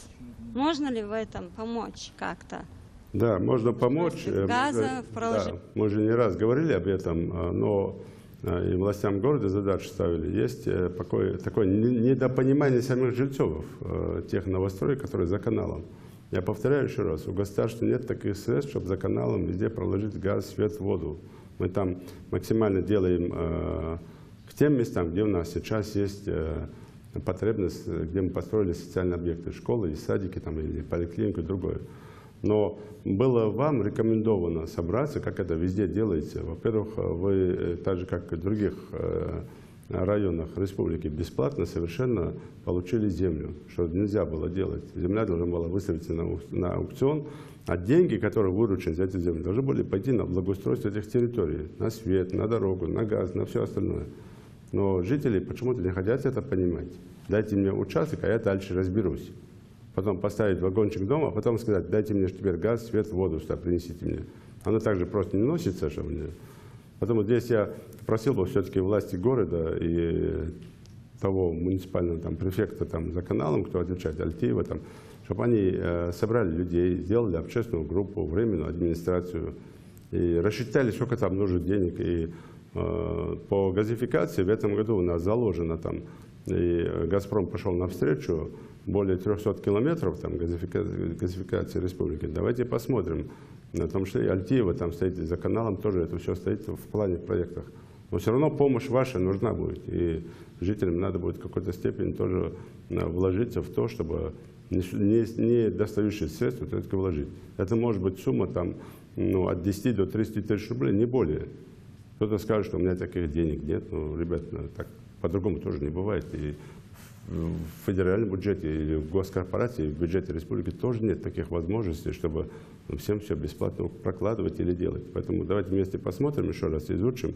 Но все надо начинать с первого. Там, кто отвечает за это, кто среди вас выставлен там, главный, временной администрации, это будет или общественный совет, чтобы органы власти этих денег не касались, чтобы вы сами целенаправленно видели, куда эти деньги собираются и для чего расходуются.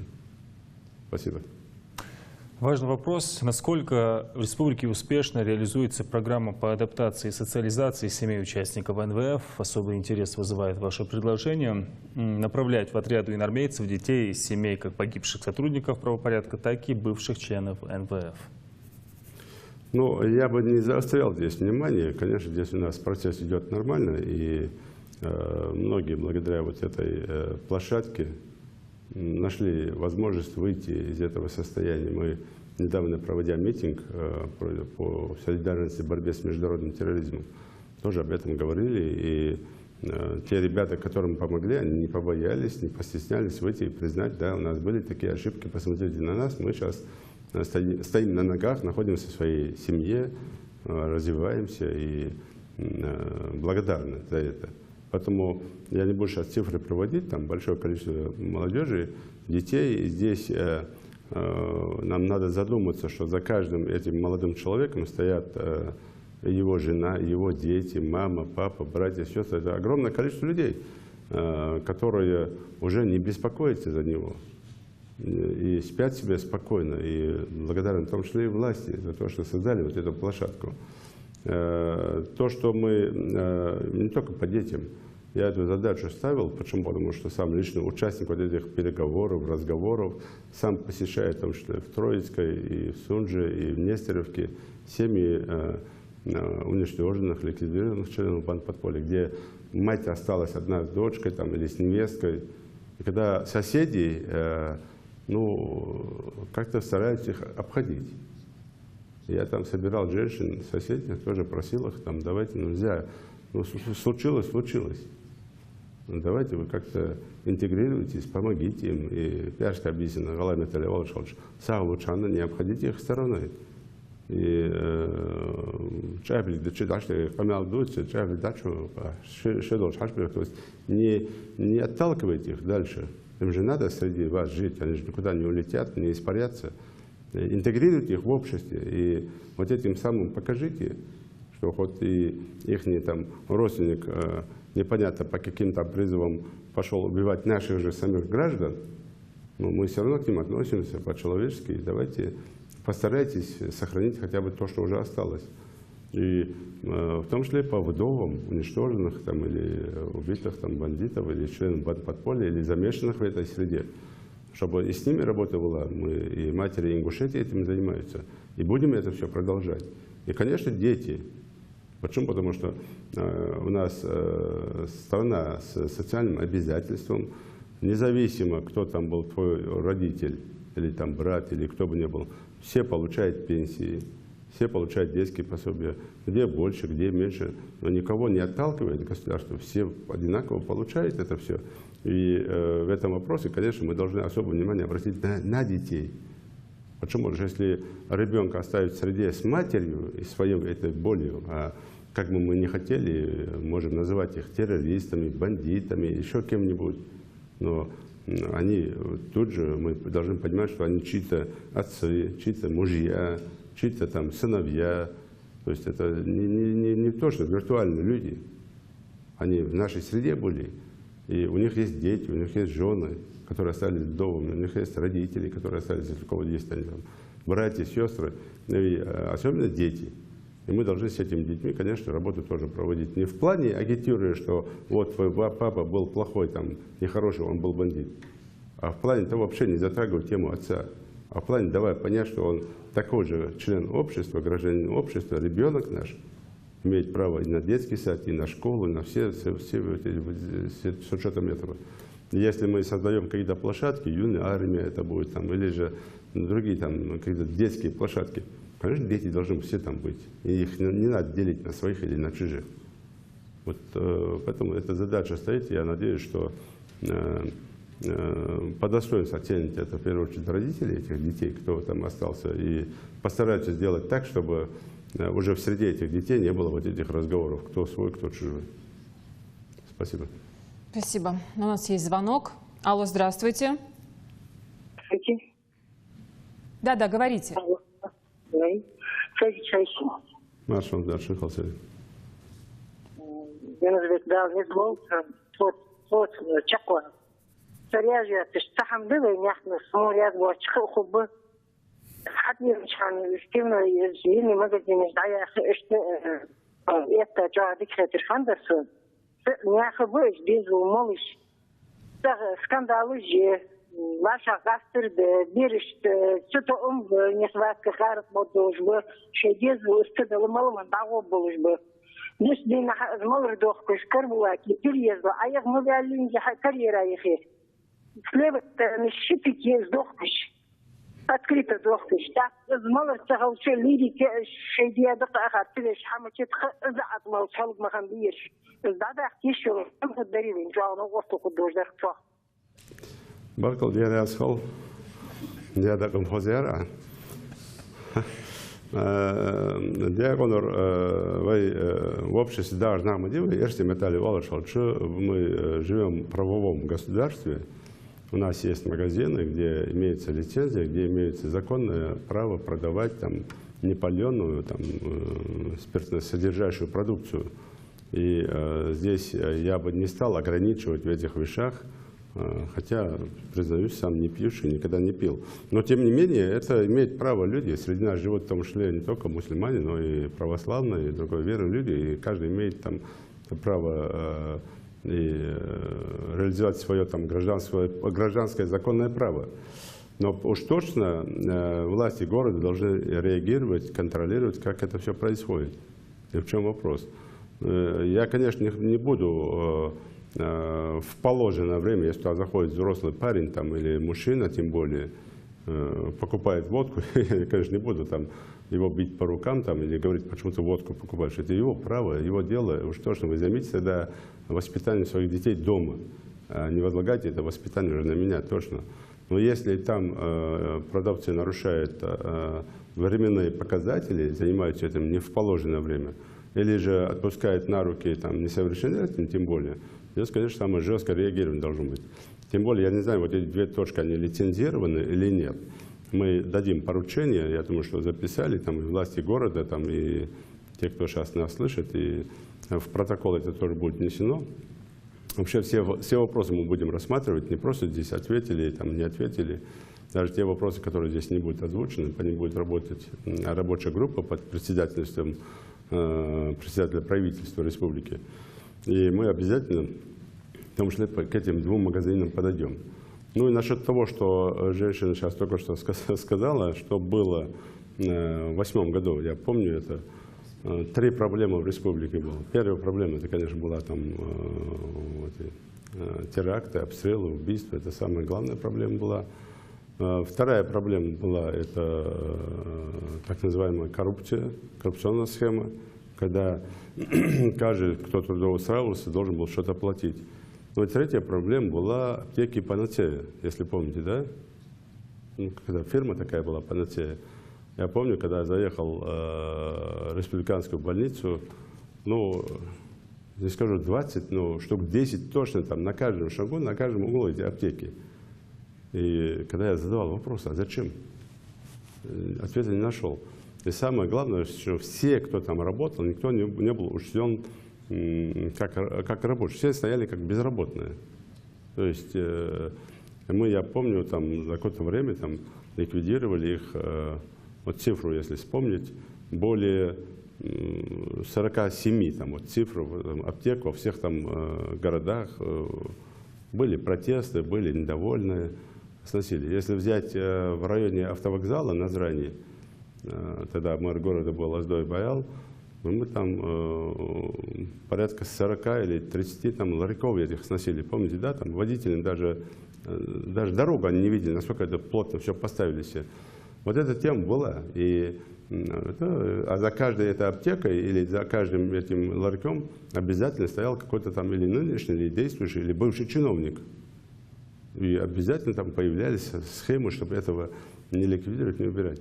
И сегодня задача сделать максимально так, чтобы нарастить этот потенциал, навести порядок в остальных схемах. И вот такие торговые точки незаконные, конечно, их надо убирать и подключать здесь. Я не беру там общество. Кто-то говорит, вот там имам должен пойти там уговаривать эту женщину там, или там мужика, который водку продает. Да не должен имам этого делать. Имам должен проповедь в мечети читать и рассказать людям, что харам, что не харам. А если сейчас имам начнет каждому лезть, ну, тогда это будет не совсем правильно, мне кажется. И поставляем в том числе его как священнослужителя. А вот общество, и глава села, и общественный совет села, и молодежный совет села, они, конечно, должны все реагировать очень жестко, как общественно. Но самое жестко должны на это реагировать, на беззаконие должны реагировать органы власти. Участковые, те, кто имеет полномочия и так далее. Спасибо, мы проверим обязательно в Карабулаке, в том числе в других местах в рамках этого вопроса, вот эти точки, где торгуют спиртосодержащими продукциями. У нас прямое включение из Назрани, там 2 вопроса назрели. Давайте посмотрим. Уважаемый Юнусбек Баматгиреевич, у нас здесь еще желающие задать вам вопросы. Давайте узнаем, какие они. Седик Хач Юнусбек Баматгиреевич, жительница города Назрань Умарова Марина Ахмедовна. У меня такой вопрос. Я проживаю в ветхом жилье по улице Асканова, 67, квартира 5. Это дом барачного типа, на 6-квартирный. Он стоит в программе ветхого жилья. Очень хотелось бы узнать, в какие сроки и когда будет решен вопрос по ветхому жилью в городе Назрань. Мы знаем, что да, еще один. спасибо. Седик Калшин Юнусбек Баматгиреевич. Я жительница города Назрань, Амуцольгова Мария. Хотела бы поблагодарить вас, вашу команду за то, что в нашем городе появилось очень много школ, садиков, то, что у нас процветает республика. У меня вопрос насчет библиотеки, которая находится в бывшем здании конторы совхоза Назрановского. Библиотека находится в помещении, которое в аварийном состоянии, и где в библиотеке содержатся документы городского значения. И, хотелось бы вас попросить, чтобы вы нам выделили новое помещение, чтобы переехать в Баркалшан Дярясхал.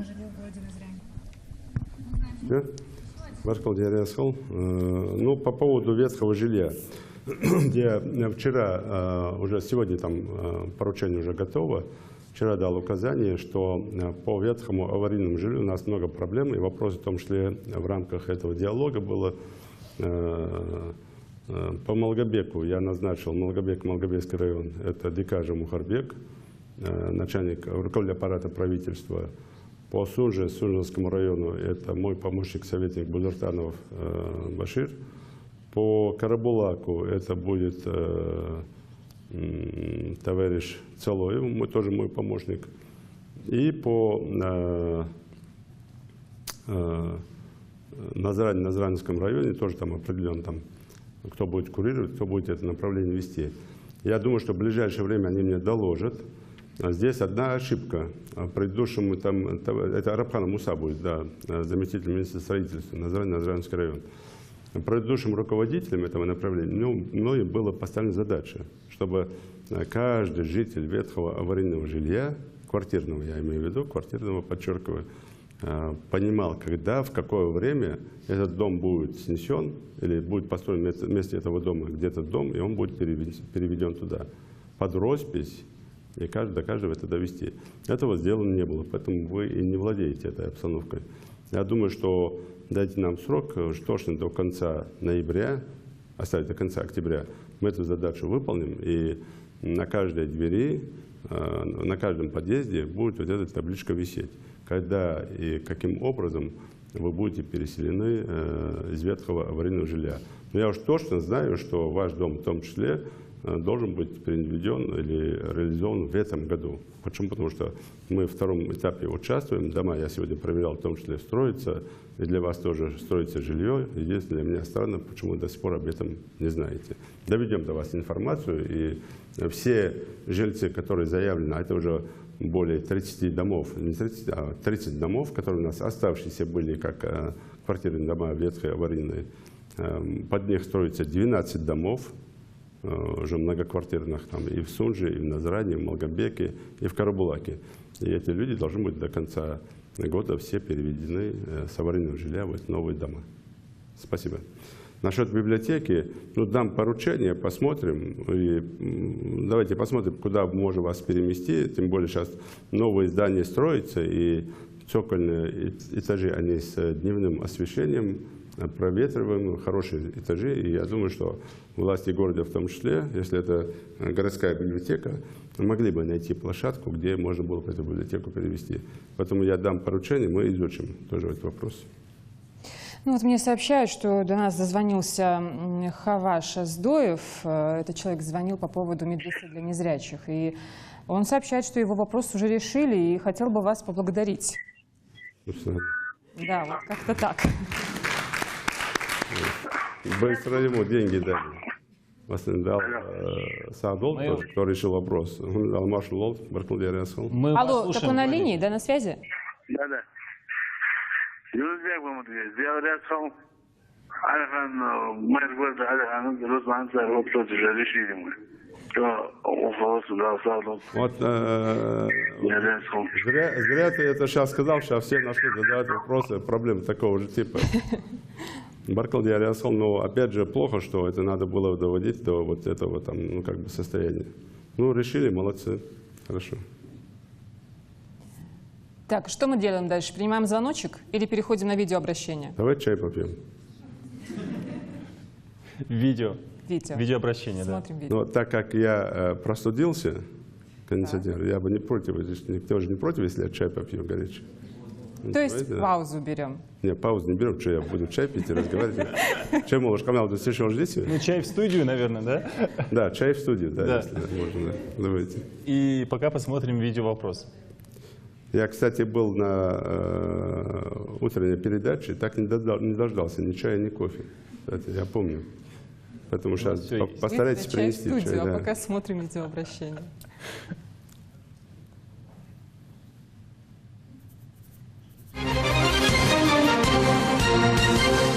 Здравствуйте, я Плиева Аза, живу в Верхних Ачулках.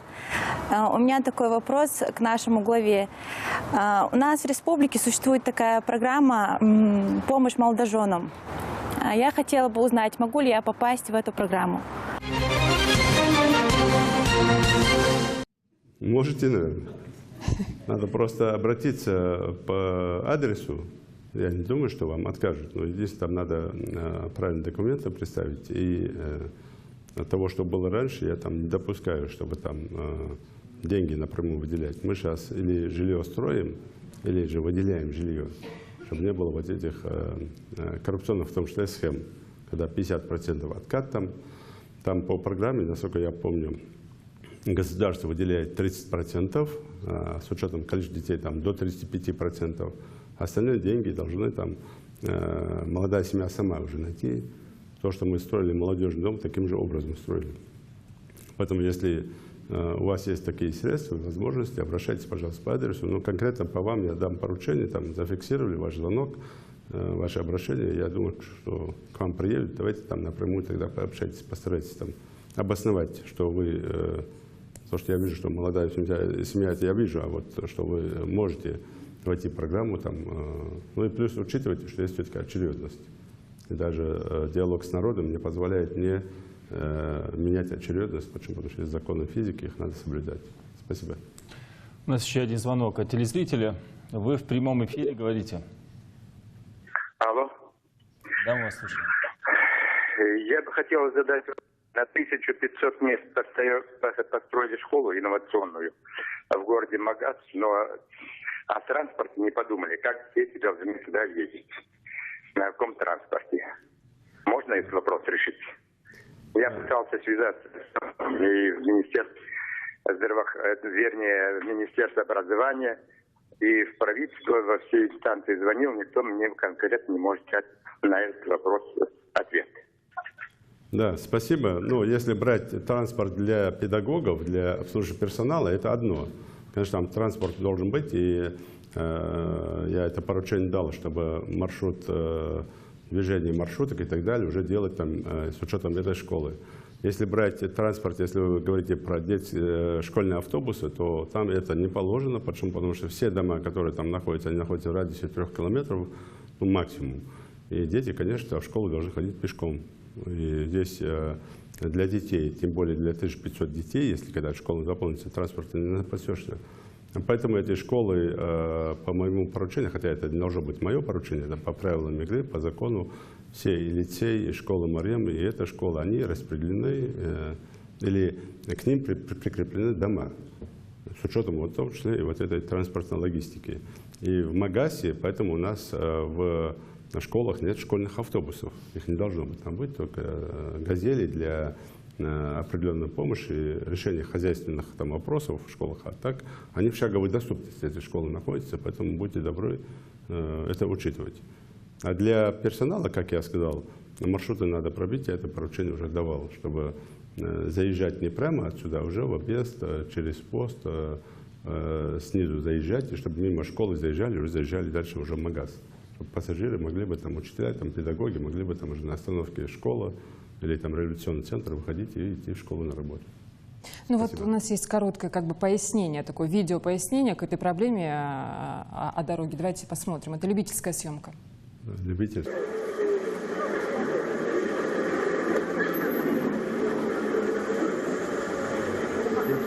Школу. Да. Каждому ребенку по автомобилю называется. Но, знаете, это мы не исключение. Здесь, конечно, надо отрегулировать там и родительскому комитету, в первую очередь, каким-то образом. Если каждого ребенка, вы сейчас посмотрите, там, я там поручение, конечно, дам, чтобы мы дружинников выставили, там, разобрались. Если вы посмотрите, там, откуда возят детей, ну, это буквально там под носом. И если вы детей, как наших стариков сейчас возят там вправо-влево на машинах, также детей начнете возить, я думаю, что это не совсем правильно. Мы там делаем сейчас тротуары, сделали светофоры, и дальше это все в течение месяца наведем там порядок так, чтобы обезопасить детей. Ну, я бы просил все-таки тех родителей, чьи дети живут в радиусе там, хотя бы там 1,5 километра, постарайтесь уйти от этих там автомобильных пробок там, потому что мы там коллапс уже создаем. И нам рано или поздно придется там какие-то радикальные меры принимать, вплоть до того, что запретить туда заезд вообще автобусов. Тогда еще будет больше жалоб. Поэтому постарайтесь все-таки не делать этого и приучите детей ходить туда пешком, мне так кажется. Для здоровья плюс мы сейчас посмотрим, откуда эти машины. Почему? Потому что если посмотреть, это как раз те родители, которые клянутся на Коране, в том числе, да, Цивяж, там, Дубуш, а на самом деле живут якобы там в Магасе, а на самом деле не живут, значит, в Магасе. Они с населенных пунктов приезжают и приводят детей туда, что тоже имеет, наверное, скорее всего, место быть. Есть еще один видеовопрос. Давайте посмотрим.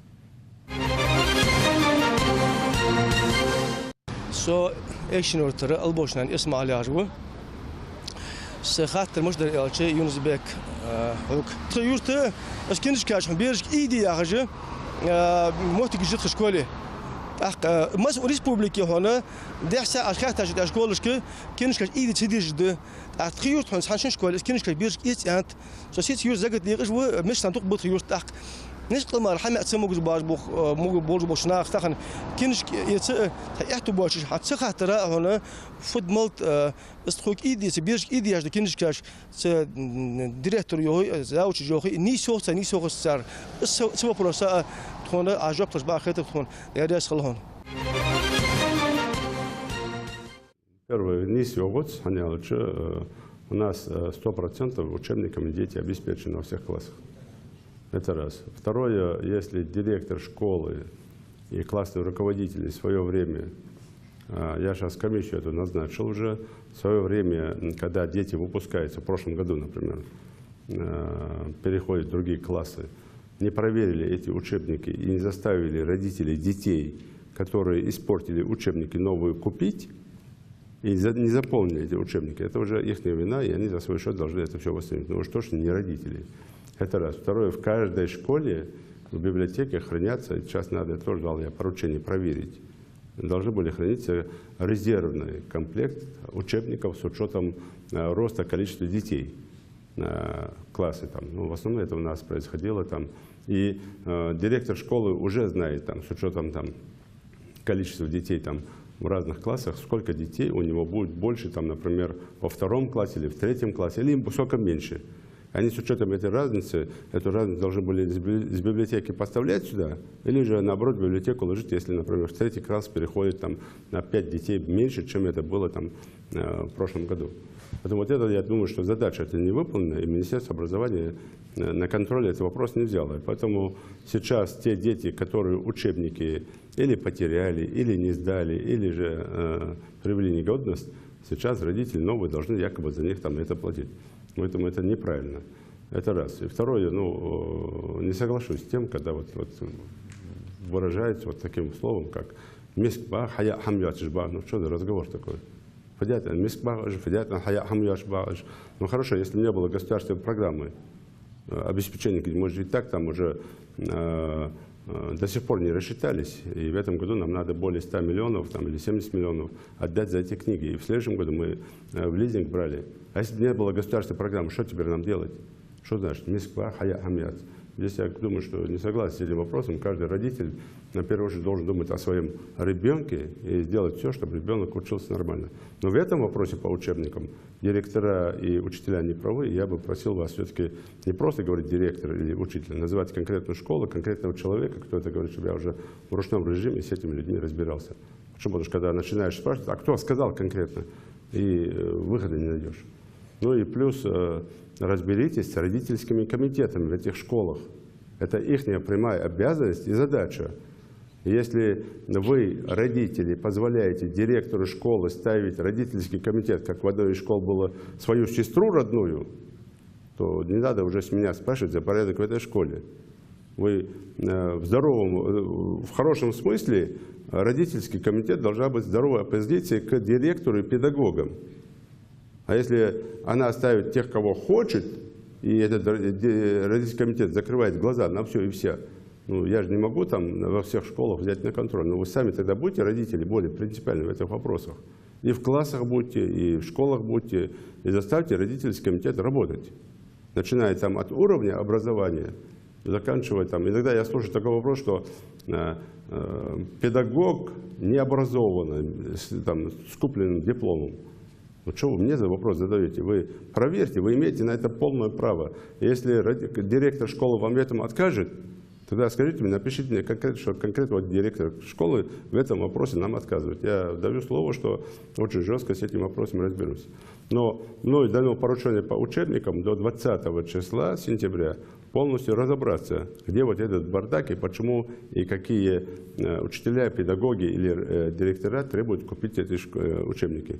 И просил бы вас, с учетом прямого диалога, всех родителей, кому вот эта информация поступила, где учителя или директора сказали с конкретными фактами, то есть называть себя, не надо этого бояться, называть директора или педагога, называть своего ребенка и сказать, когда, где и какая задача или там, какая просьба у этих там, педагогов или директоров по покупке учебников.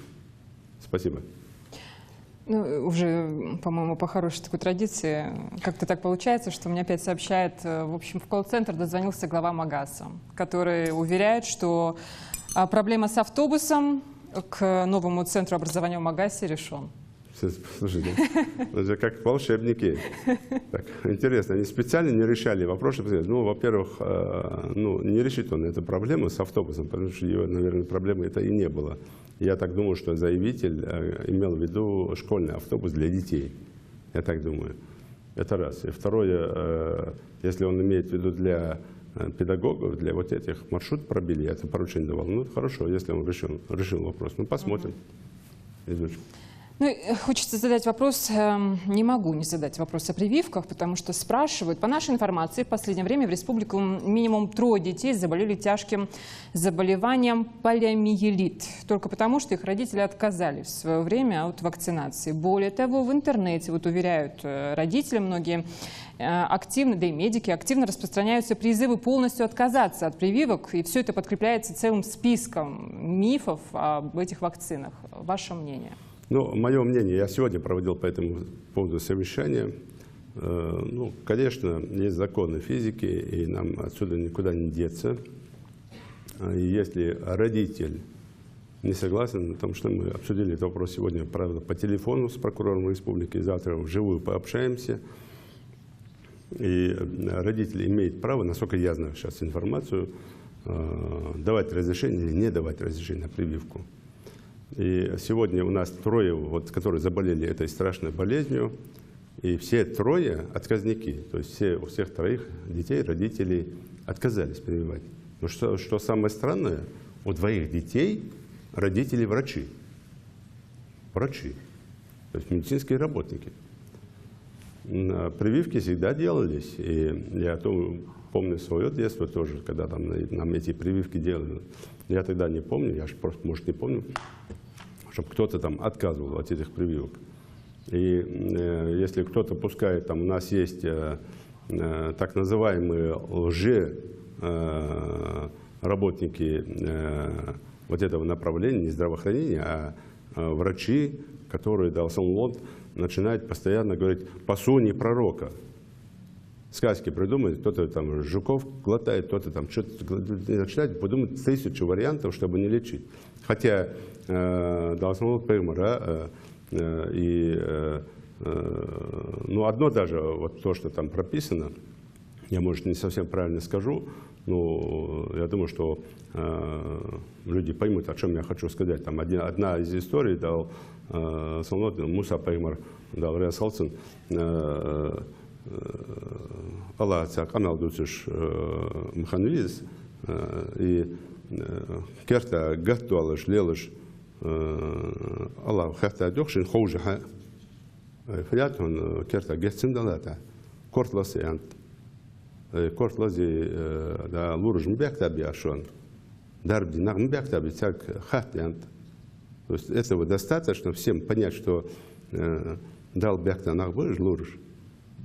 Надо выдумывать там народные там, или другие вещи.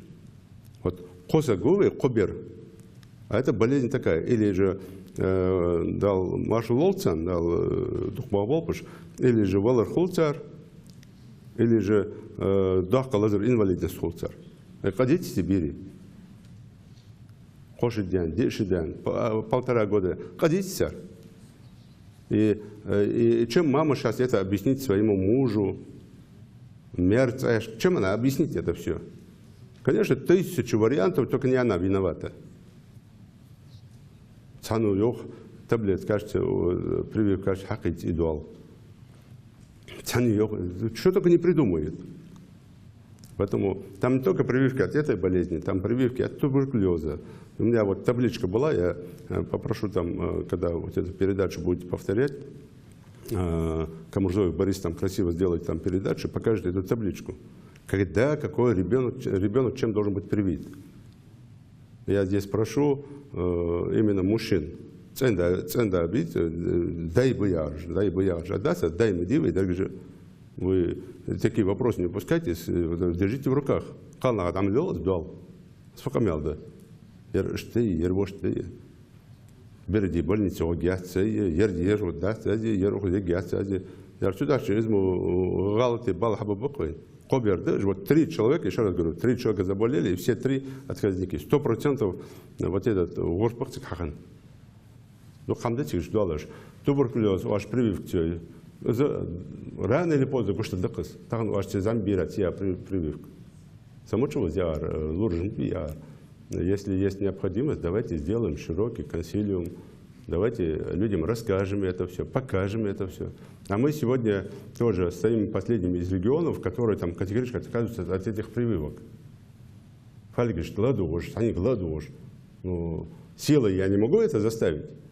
Даже элементарный вопрос диспансеризации детей в том числе. Ну ладно, мы не хотим сами. Ну, бернду, даже не то, что мегда, а что ты к нему как к врагу относишься? Мостах берешь ты, берешь вейдером. Как можно там?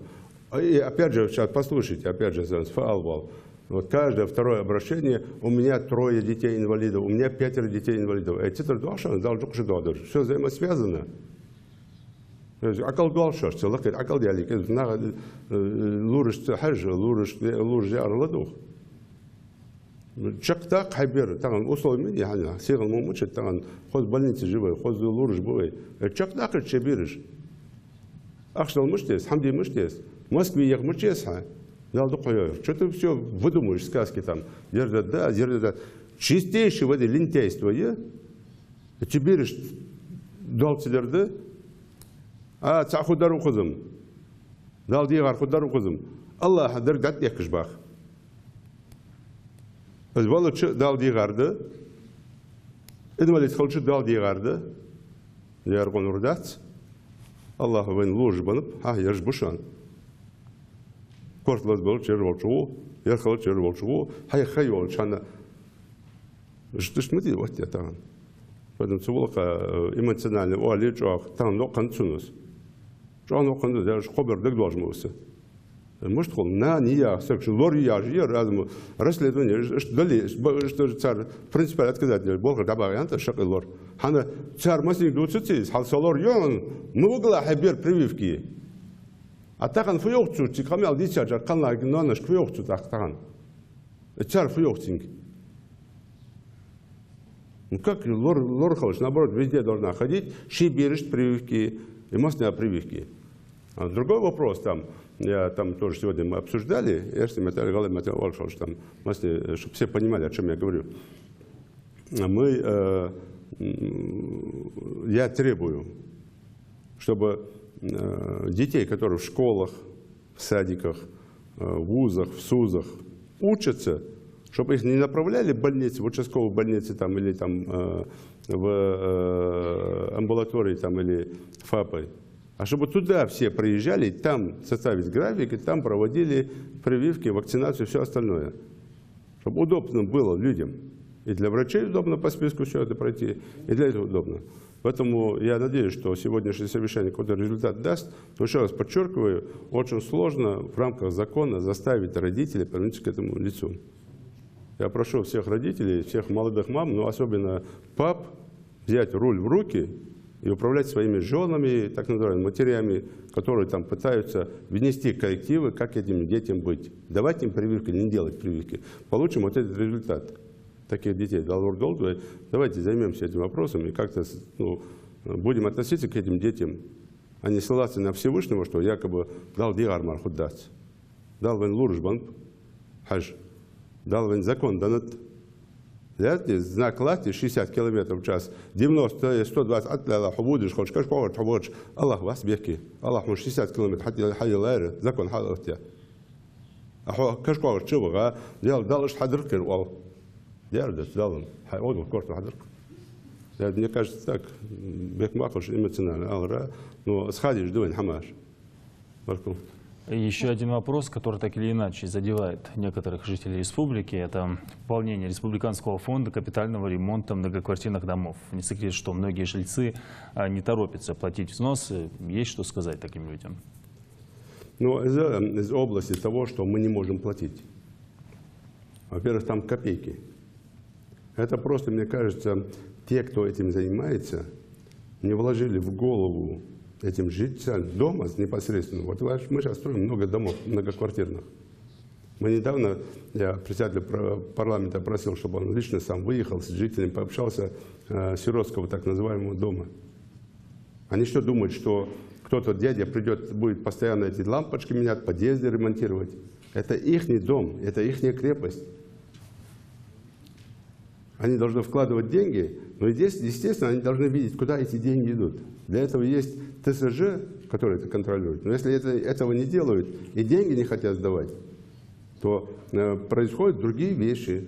Подвал, двери открыты, освещения нет, домофона нет, этого нет, этого нет. краски нет, что покрасить. А кто это будет делать? Это должны сами жильцы делать, согласно тому, что новым законам и правилам игры. Поэтому здесь я просил бы жильцов самим собираться и определять там. Там есть не такая большая сумма в месяц, там, я не помню, там цифры там 100 рублей или 200 рублей, там сколько должно складываться. Ну, тогда давайте так, посчитайте, сколько квартир в этом доме, сколько у вас фонд накапливается. И вот если бы жильцы мне сказали, что вот у нас там месяц там 1,5, 2 или 5 тысяч рублей, в год там 50 тысяч рублей, эти деньги нам непонятно куда они ушли, тогда я жестко мешаюсь в процесс. Сегодня никто не запрещает лично контролировать эти деньги. И совет жильцов должен определять, куда эти деньги должны пойти. То ли на подвал, то есть где у них приоритеты в этом доме. Поэтому просил бы жильцов не сопротивляться этому процессу, а наоборот вкладывать эти деньги. И давайте смотреть тогда по году, подводить итоги, сколько денег они вложили и на какой ремонт эти деньги ушли. На содержание чего они ушли.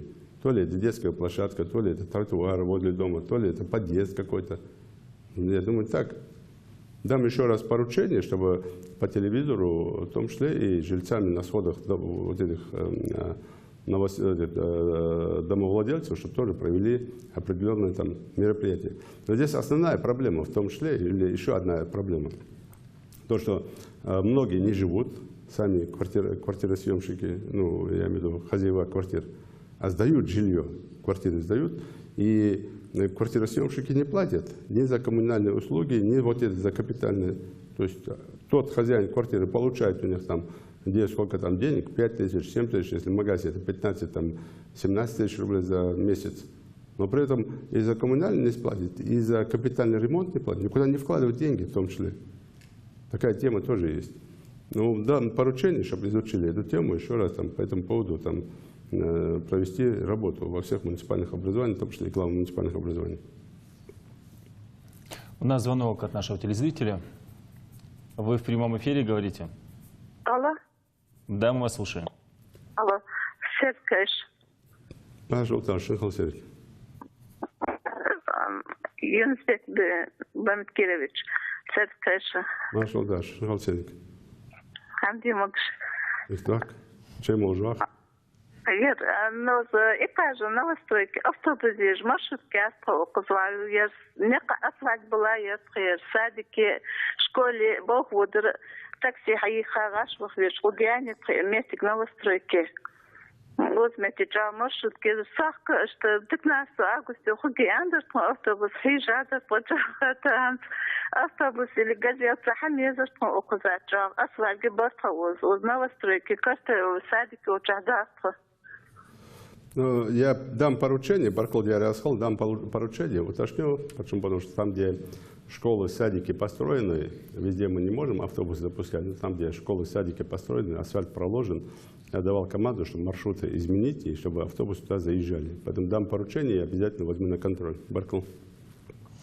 Ну, мы в эфире уже больше 2 часов, пошел 3-й час. Давайте сейчас передадим слово нашему колл-центру. Марем. Спасибо. Я снова напоминаю нашим телезрителям, что вы можете во время прямого эфира обратиться к главе Ингушетии. Для этого просто нужно позвонить по бесплатному номеру телефона 8 800 301 41 42 или отправить смс-сообщение на короткий номер 4647 с коротким словом «Диалог». А я хочу озвучить и последний пришедший к нам вопрос. Ася Горокоева, жительница Магаса, пишет, что переехала в столицу из Норвегии. Ее ребенка не принимают в школу-лицей, а живут они как раз рядом с образовательным учреждением. Квартиру покупали в этом районе именно из этих соображений. В лицее Асе Горокоевой отказывают, потому что якобы нет мест. Женщина интересуется, законно ли это, и просит решить ее проблему. Я думаю, что незаконно. И тем более, если она там живет, прописана или снимает жилье и фактически живет. У нас есть многие прописаны, но не живущие. Живут в селах там, и детей сюда привозят. И я давал команду, и в течение там, и сентября, и октября вот эти рейды и в лицее, и в школе Марем будут проводиться. Первоклассники особенно. У нас, к счастью, много первоклассников, в том числе и в школе лицея. Я там дал добро еще на 2 класса дополнительных. Там, чтобы не заполнять первые классы там, по 30-40 детей, чтобы не было, на 2 класса дополнительно еще. И они все должны, конечно, именно быть с того района, с прикрепленных домов к этому лицею. И я думаю, что пометили министр образования и те должностные лица, которые за это отвечают, и примут решение, тем более приехала из-за границы, как же ребенку в школу-то не взять. Она же может уехать обратно за границу, поэтому обязательно примут. Уверен, что мусульмане Ингушетии хотели бы знать ваше мнение о событиях, которые происходят в Мьянме. Эта тема сейчас обсуждается во всем мире. И на ваш взгляд, как жители Ингушетии должны реагировать на то, что там происходит?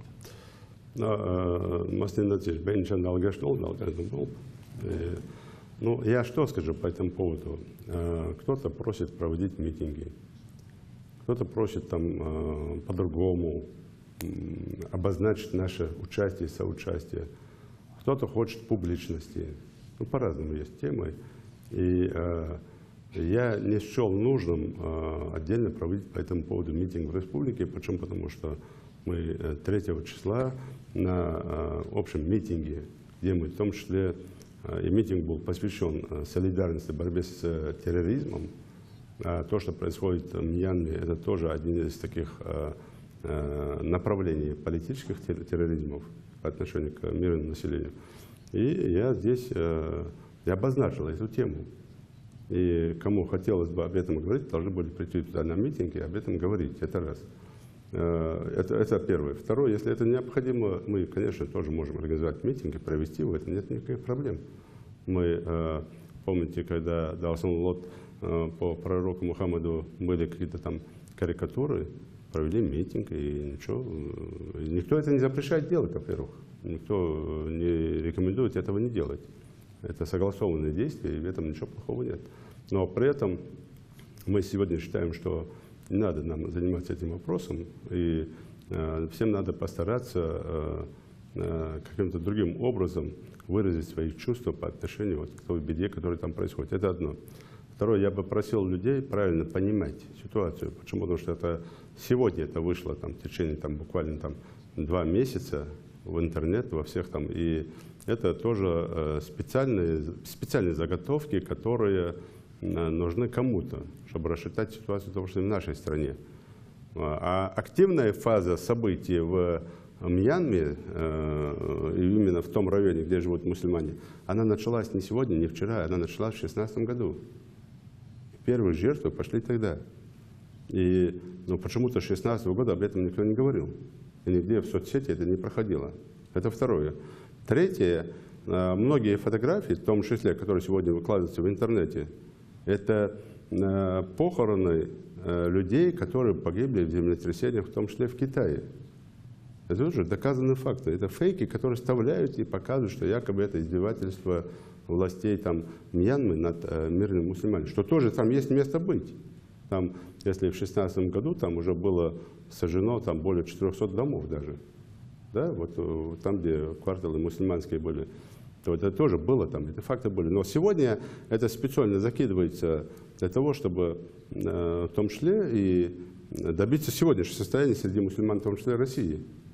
Почему мы не участвуем, почему мы не делаем, почему? А что мы должны делать? Если кто-то думает, что он, вот мы вчера, позавчера там с 2 товарищами тоже разговаривали, один прямо говорит, что вот надо выйти, ну вышел, и что дальше? Надо заявить, ну заявил, и что дальше? А не проще тебе там каким-то образом по-другому это выразить?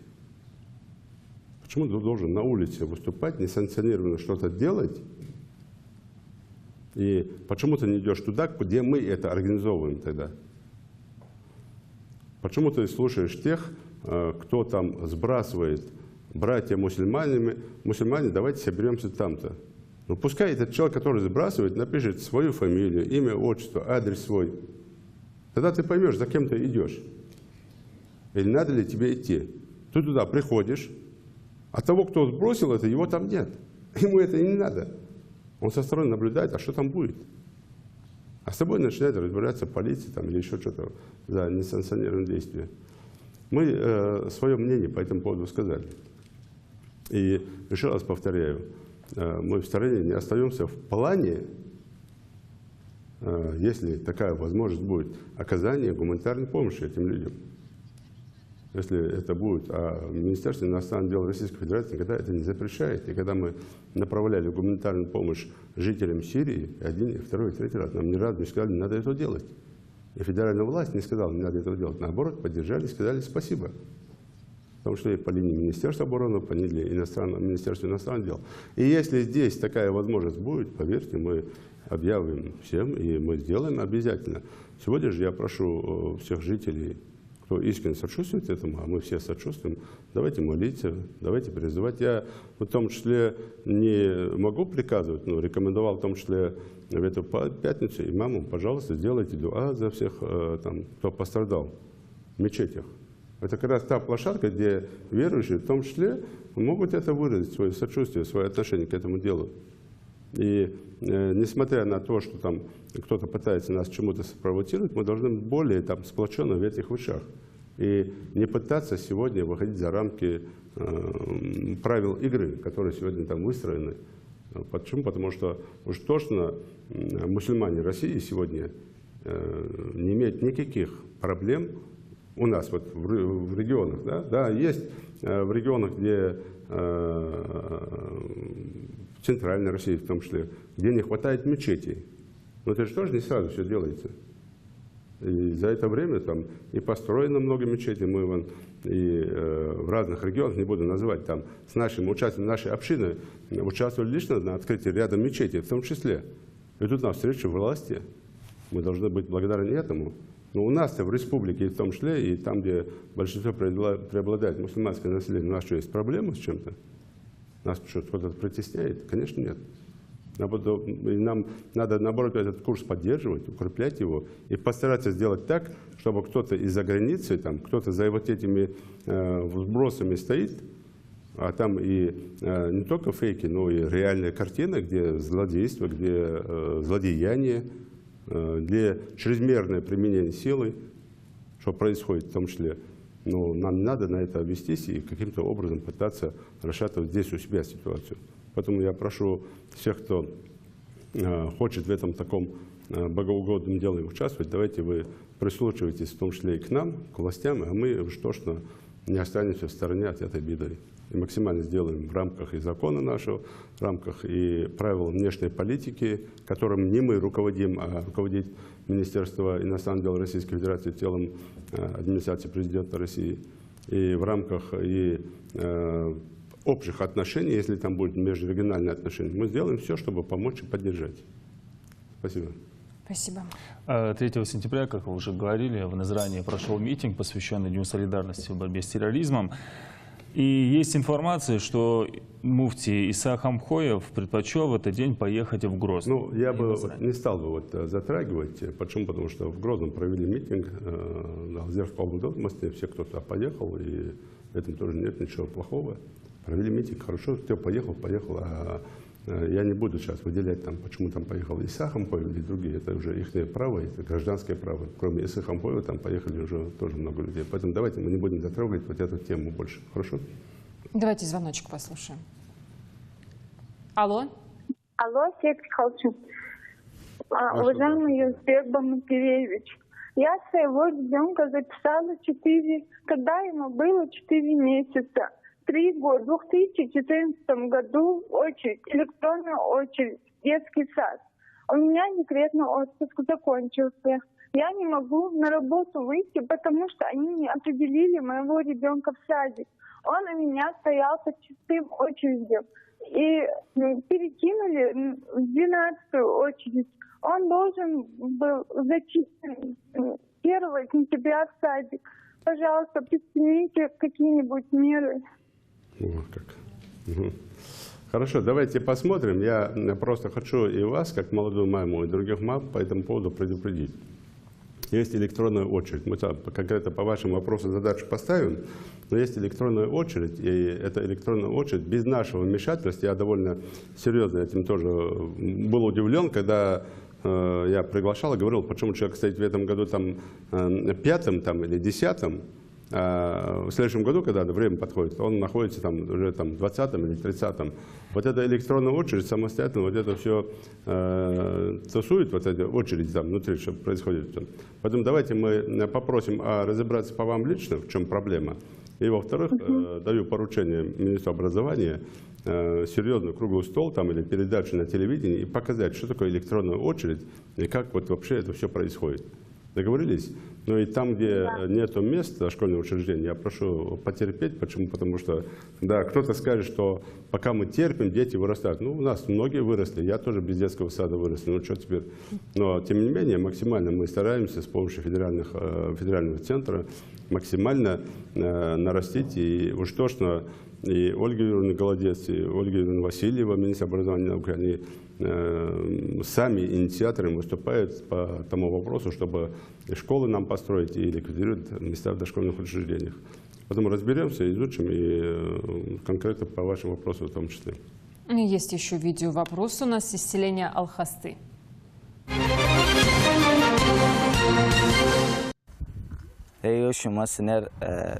سؤال ماجود قلنا وسو ألخستر استسخاتر دي ينزبك بمتكيت شيء وألخستي فوق خجوش يموتك زديستو تجوش ويرياس لا تجي موتك استتفوق تحميزر تون وخويورتر بيرش دقبوز زني ما تدي بزن بوش تقحدي حمدو تجلوش بيرش أرا داوخ ويورتر قلاش نيستروس غاج مسنالوش بيرش داق بيسن تشوخش أحتمتشت زنگ بيج ناقت خاص در حمخلي يموتك اشتلاحت قاتش تعوزديش تو تيزر يموتك تسبورت زلات اوغزي بياستون قچح تنا خوجوش حيجوش برضه Дело жди, это неправильно. Он, наверное, имел в виду, что едет заниматься спортом и в Галашке, и в другие места. Но вот я сейчас увидел вот это здание, и довольно серьезное замечание главе района и главе села.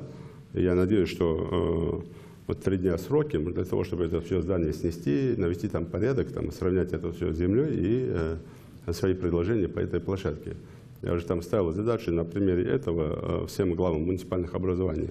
Еще раз проверить вот такие заброшенные места. Это как раз то место, где собираются и наркоманы, там, которые есть в селе, и собираются там и преступники, ну и так далее, и так далее. И когда вот такие заброшенные дома там к хорошему не приводят.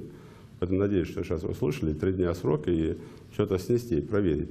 Ну и конкретное предложение по той площадке, что мы там делаем. И можно было бы там силами там, и района, и власти, там, по крайней мере, сделать хорошую воркаутную площадку там, и уже дожидаться финансирования для того, чтобы построить физкультурно-оздоровительный комплекс. Посмотрим, изучим. Но и для молодого парня попросил бы все-таки этот молодежный совет, который у вас там есть, и так называемый министр спорта вашего села, я имею в виду, там, кто у вас отвечает, потому что из числа депутатов, или кто у вас отвечает за спорт. Давайте вы тоже соберитесь и свои предложения подготовьте конкретно, чтобы это было от жителей села. Угу. Есть еще видеообращение у нас. Внимание на экран. Халшин Юнусбек Бамгиреевич. Мы жильцы дома номер 60 по улице Базоркина, город Малгобек. Обращаемся к вам с просьбой помочь в нашем вопросе. В 2016 году, в ноябре, нас выселили из наших квартир, многоквартирный 12-квартирный дом. Нас выселили с обещанием на месте нашего старого дома построить новый. Подрядчик, который взялся за застройку дома, обещал нам в течение года, до конца 2017 года, построить новый дом и заселить. Однако нам оплатили 3 месяца проживания на съемных квартирах. После этого подрядчик наш пропал. Жилье с тех пор нам не оплачивают. Прошло уже 6 месяцев. Мы оплачиваем жилье за свой счет. На месте старого дома ничего еще не построено. Было решение суда 18 июля 2017 года о том, что администрация обязана предоставить нам жилье, оплачивать его. Однако решение суда тоже не исполняется. Вот просим помочь нам получить свое законное жилье. Баркал Дворяс Халша. Там, конечно, не совсем правильно отнеслись наши чиновники к ряду вот этих домов. В том числе и переселению тех жильцов, которые часть жильцов шантажируют, не хотят переселяться в новые дома, А часть жильцов обоснованно предъявляет претензии по недостаткам, которые обнаружены в новых домах. Поэтому я вчера был вынужден именно конкретно за каждым городом и районом назначить ответственных. Там в Малгобеке этим вопросом будет заниматься товарищ Декажев Мухарбек. И я думаю, в ближайшее время он мне доложит в том числе встретиться с этими жильцами, доложит мне ситуацию, и мы компенсируем вот эти суммы денег, которые вам не платили в течение длительного времени, там, или сколько там вам не платили. Ну и добьемся решения по строительству дома. Если я там не знаю, насколько было вам обещано именно в том месте, я не сторонник строить дома, обычно жильцы говорят, вот мы здесь живем, нам здесь построите дом. Я не сторонник этого делать, почему? Потому что не всегда это удается делать. А если в одном месте сделано, начинают другие тоже на этом торговать. Но если вам это было так обещано, Декажа мне доложит по этому поводу и заставим это все сделать. Спасибо. Так, у нас звонок. Да. Да, вы в эфире, говорите, пожалуйста. Алло, Сейбек Калчин Юнусбек Баматкиревич. Я жительница села Икажево, Бекова Молотхан. В первую очередь я хочу поблагодарить вас за стабильность у нас в республике, за покой. Я застала разные времена. И войну, и голод, и все. Как сейчас спокойно у нас не было никогда. И еще я хотела попросить. У нас в больнице в Москве имени Бурденко работает врач-хирург Миржоев Идрис Салманович. И большой молодец он. Недавно оперировал мою сестру. Операция была сложная, прошла успешно. Это врач с большой буквы, знающий свою работу, но отлично сделал операцию. Операция была тяжелой. И я бы хотела, чтобы вы этого замечательного врача отметили. Спасибо вам и нашему Минздраву, хочу сказать, за ту возможность, которую вы предоставили мне очутиться в этой больнице. Баркулшан, за все, что вы делаете для нашей республики. Баркул, спасибо. Это все, я не вроде по голосу молодая женщина, она уже все помнит, и войну, и голод, и все остальное. Но, Баркул, я рассказал, но наша стабильность, это не мне одному благодарность, всему нашему обществу, но и особенно, конечно, органам правопорядка, нашему Федеральному службе безопасности, которые сделали все, чтобы сегодняшний день наступил. Насчет Бурденко, Миржоева, ну, молодец. У нас много, кстати, врачей работает. Я там посещаю больницы, там всегда вижу наших врачей. И я думал, сейчас женщина скажет, давайте Миржоева сюда вернем домой. Хотел сказать, не надо, пусть он там работает. Я думаю, что Миржоев вырастет там еще лучшим врачом будет и станет доктором наук там, или профессором.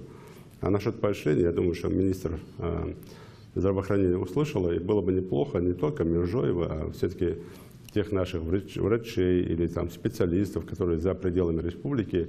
Ну, один раз в год, когда мы поощряем наших специалистов, их тоже не забывать и каким-то образом отмечать этих людей, которые работают за пределами республики. Вот, недавно мы обсуждали, смотрели, у нас есть, я даже сейчас не знаю, на какой он там уровень уже вырос, до какого статуса он вырос там, Аушев Тагир, который там уже ядерщик физики, который довольно серьезно уже занял свою нишу в этом пространстве и одним из таких ведущих в стране становится. Поэтому, конечно, мы таких людей должны поощрять, отмечать и показывать для нашего населения, для наших жителей, чтобы это было примером для подрастающего поколения. Ну и самое главное, чтобы мы никогда не говорили, или не то, что никогда, а чтобы мы не говорили, а почему у нас таких нет? У нас тоже есть такие, и надо их всегда показывать. Поэтому я думаю, что руководители, там, кто меня сейчас услышал, они сделают выводы и в ближайшее время какую-то такую передачу придумают. В том числе, и пользуясь случаем, здесь я просил бы и руководство НТК тоже продумать такую хорошую передачу про наших земляков. Вот мы скоро планируем поехать в Казахстан и в Европу. И мне бы хотелось там, до нашего выезда туда, в том числе, чтобы здесь показали наших детей, ребятишек, там, молодежь, там, пожилых, людей наших, которые живут там в Казахстане. Если в Казахстане это ну, чуть проще соблюдать наши традиции, обычаи, там, культуру и так далее, то в Европе это чуть сложнее. Но 5 лет назад то, что я там видел, они, мне кажется, там даже лучше нас знают в совершенстве ингушский язык, но при этом владеют там 2, 3, 4 там, английскими там, или иностранными языками, что тоже очень было приятно на них смотреть. Соблюдают традиции, обычаи, И мне было приятно на это смотреть, и было бы неплохо, если бы мы их тоже замечали, почему? Потому что все они наши, родные, близкие, и когда мы их показываем, рассказываем, у нас больше есть возможности гордиться своим народом, своей нацией и понимать, что мы нигде не теряемся, а наоборот, там, являясь или находясь за пределами республики, мы еще больше укрепляемся. Спасибо. У нас колл-центр. Передаем слово Марем.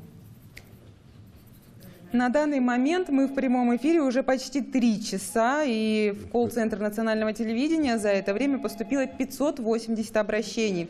Из них 310 – это звонки, 162 смс-сообщения, 108 обращений прислали на странице главы региона в социальных сетях. Напоминаю нашим телезрителям, вы все еще можете попасть в прямой эфир и обратиться к главе региона. Для этого нужно просто позвонить по номеру 8 800 301 41 42. Телефонный звонок бесплатный, или отправить сообщение на короткий номер 4647. И не забывайте кодовое слово «Диалог». Я озвучу последний пришедший к нам вопрос. Пишет Магомед Аздоев из поселка Гагарина, город Сунжа. Мужчина пишет, что возле одной из мечетей нет асфальтированной дороги и просит помощи в решении этой проблемы. Спасибо. Дам поручение главе города, чтобы заасфальтировали дорогу там, или площадку перед мечетью. Плохо, что этот вопрос обязательно надо выносить на мой уровень. Ну, давайте дадим поручение, и я думаю, что в ближайшее время там они задачу эту выполнят. Ну, мы много говорим о трудоустройстве ингушских краснодипломников, и тут возникает неожиданно немного другая проблема, казалось бы, заслуженная блажью. Есть кое-какой недочет, сейчас я озвучу, что я имею в виду. Наша телекомпания захотела внести в это свой вклад и взяли список обладателей красных дипломов, стали звонить, предлагать работу на нашей телекомпании. Сначала выбирали, потом звонили всем подряд, но никто не заходил. И дело тут не в телекомпании, а скорее всего в том, что, получив красный диплом, почему-то не хотят начинать работать с должности специалист. Специалист первого-второго, нужна сразу такая вот солидная должность. Вот как с этим? Ну, во-первых, я категорически запретил любого выпускника ставить выше, чем специалист. Все должны пройти ступени. Это и закон говорит, и правила игры это говорят. Почему? Потому что не пройдя ступени специалиста, ты не можешь быть главным или старшим специалистом и ведущим специалистом. Ты не можешь быть замначальника отдела и начальника отдела. Почему? Потому что ты тогда не знаешь, что там внизу надо делать. Ты должен, прежде чем пройти, и закон это требует, пройти все ступени, чтобы, оказавшись наверху, чтобы ты знал обязанности всех, кто там внизу, начиная от специалистов. Поэтому здесь мои эти требования, если краснодипломники не хотят становиться на уровень, там, как они считают, троечника или там синедипломника, ну это уже их не дело. Это уже их дело. Поэтому уж точно ни старшим, ни главным специалистам мы их ставить не будем. Это одно. И второе, если вакантная должность есть в любом министерстве, ведомстве, главного специалиста или там, ведущего специалиста, то там, кто работает, который там, может по своему стажу работы стать ведущим, это должен туда двигаться, а клетка должна освободиться именно для выпускника этого года, которого не имеет опыт работы, или там предыдущий лиц, который не имеет опыт работы. Будь он краснодипломник, любой диплом, там, неважно, он должен идти именно вот эту специализацию как специалист. Мне так кажется. Я думаю, что ну, здесь, конечно, в первую очередь поддержат меня не краснодипломники в этом плане, но и все другие тоже поддержат. Да я не думал, что наши краснодипломники такие привередливые, они всегда соглашались на эту должность. И снова видеовопрос, или даже предложение, как можно было бы ударить по безработице и дать жителям республики возможность дополнительного заработка. Юнусбек, ассаламу алейкум. Соборук, сельское поселение Барсуки, Зязиков Абубакар Ахметович. Хотелось бы задать вопрос по поводу безработицы в нашей республике. Имеется конкретное предложение для создания рабочих мест для простого населения, можно сказать. В частности, по закупу молока. У нас имеется прекрасный мясомолочный комбинат Сагапчах, рассчитанный на 800 голов. Они увеличили поголовье до 1500. Если они увеличили до 1500, значит имеется спрос на молоко. Почему бы наши женщины, наша прекрасная половина, не могли бы дома производить молоко и сдавать его? Поручить крестьянско-фермерскому хозяйству закуп молока и обязать наш мясо-молочный комплекс, чтобы они закупали это молоко и в дальнейшем реализации его. Я так понял, что у него дома коровы есть. И есть молоко, и есть возможность поставлять молоко. Но давайте мы изучим этот вопрос, в принципе, и поставим задачу, чтобы все-таки увеличить закуп. Не обязательно там мясо-молочный комплекс должен закупать это молоко, но тем не менее там есть молочный завод, и есть у нас мини-заводы, в том числе в населенных пунктах. Но было бы лучше, и здесь Министерство экономики получит там, после этого диалога задачу. Одна из задач будет такая, чтобы все-таки в рамках поддержки малого и среднего предпринимательства в селе, в том числе Барсуки, открыть мини-молочные цеха, куда могли бы там люди сдавать излишки молока, и там можно было бы делать там, на уровне уже там, села и молочную продукцию, в том числе йогурты там, и так далее. Ну, изучим вопрос, хорошее предложение, посмотрим. Единственное, там надо будет посмотреть по статистике, мы смотрели и в прошлом году, и позапрошлом году, сколько молока, что значит, когда молочный завод открывается и у людей собирает молоко. Там должна быть стабильность. Если в этом месте там тонна молока, в другом месте 500 там, литров, то, конечно, всегда вот эти сбои, они не позволяют в полном цикле работать этому предприятию, даже мини-цеху. Потом посмотрим, изучим и дадим поручение. Спасибо за вопрос. И еще один видеовопрос, на этот раз о строительстве дорог к селению Аки-Юрт. Давайте посмотрим.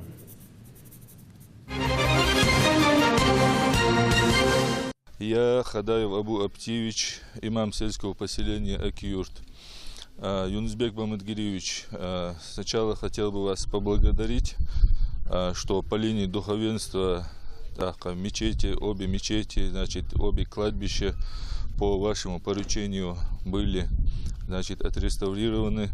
От себя лично и от всех жителей села хотел бы вас искренне поблагодарить за это. И мы озвучивали и неоднократно обращались по поводу дороги, которая соединяет вот два сельских поселения Аки-Юрт, около 2 километров. Я знаю, что у вас этот вопрос был на контроле, и хотелось бы дополнительно, пользуясь сегодняшней возможностью, как бы выставить эту нашу основную проблему нашего села на первый план. И мы надеемся, что вы сделаете все возможное, чтобы решить эту проблему. Большое спасибо.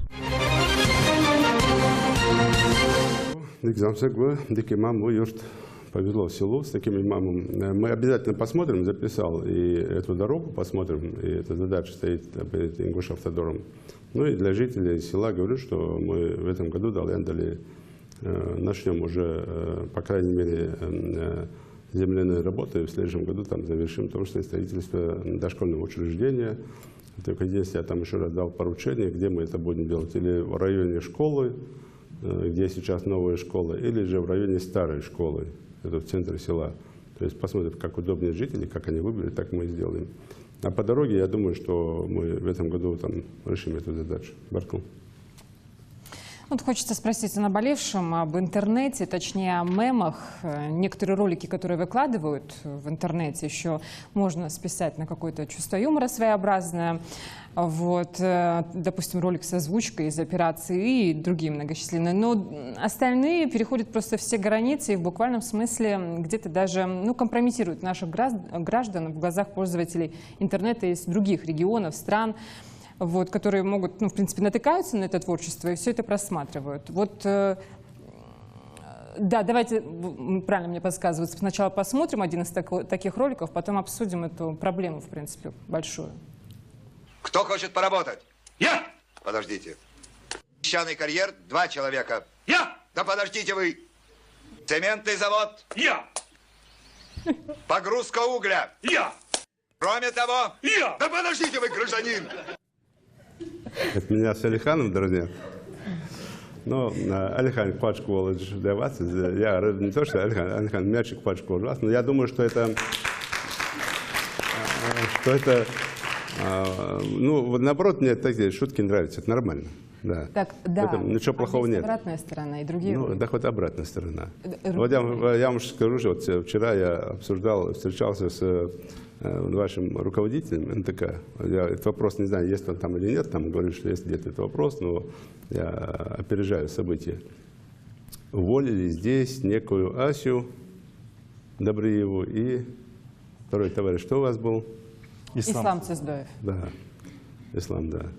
Они что-то там выложили, я посмотрел это. Ну, я не думаю, что это надо было увольнять. Конечно, и Исламу я сказал, что не надо слишком вольно себя вести с должностью главы республики, независимо, кто бы там не был главой. Надо уважать, почему? Потому что если вы будете так вольно вести с должностью главы республики, ну, не совсем хорошо даже перед другими регионами. Надо уважать должность. Хотя ничего там вот такого сверхъестественного я не видел. Но их почему-то уволили. Ну, понятно, что все это связали с тем, что я это сказал делать. Ну, там кто-то сейчас поверит, кто-то не поверит. А многие сейчас скажут, в том числе, что это специально сейчас я сделал для того, чтобы вот, типа, оправдаться. И из-за того давления я его остановил. Нет, конечно. Ну, кто это говорит, тоже их не дело. Там, рты никому не закроем. Но вот я к чему это говорю? Мне понравилось вот такое какое-то общение молодых людей между собой. Да, и они вот таким образом притягивают зрителей своего возраста. Я в моем возрасте, может, это не понимаю. Там 60 лет тем более это не поймет. Но в этом возрасте это нормально. И вот тот, кто вот такие вещи выпускает, он в этом видит какие-то такие вещи, там, шутки, там, какие-то вещи. Ну, если человек что-то... Это еще не самое плохое. Это не самое плохое. Я как сказал, что надо еще ему жить, чтобы расти до Алихана Тумгоева, даже да, приравняться к нему, к чему-то там. Да? Но, опять же, повторюсь, мне не нравится, когда люди выкладывают самые элементарные ролики, где, вот помните, да, ролик там, старик избивает, там, или палкой бьет, там, не то, что избивает, палкой ударил там, бабушку, там, ну, жену свою. И вот тот, который это выкладывает, вот я бы его не хотел называть ингушом. Не тоже говорю, вообще человеком. Потому что он, в первую очередь, должен был понимать, что представить себе, что это его дедушка, его бабушка. И как бы ему понравилось, если бы их выложили вот так же. Все бывает в жизни. Все гладко не бывает. И дома бывают какие-то моменты, и еще что-то бывает. Но это не значит, что у тебя сегодня, раньше не было таких возможностей, у тебя есть сегодня возможность, там, ну, даже не так что-то сделал, там, где-то почесался. Это не значит, что ты должен снять и выкладывать в интернет. Мне кажется, это тот слой общества, который имеет место быть в любом народе, в любой национальности. Но я, ребята, о чем попросил бы?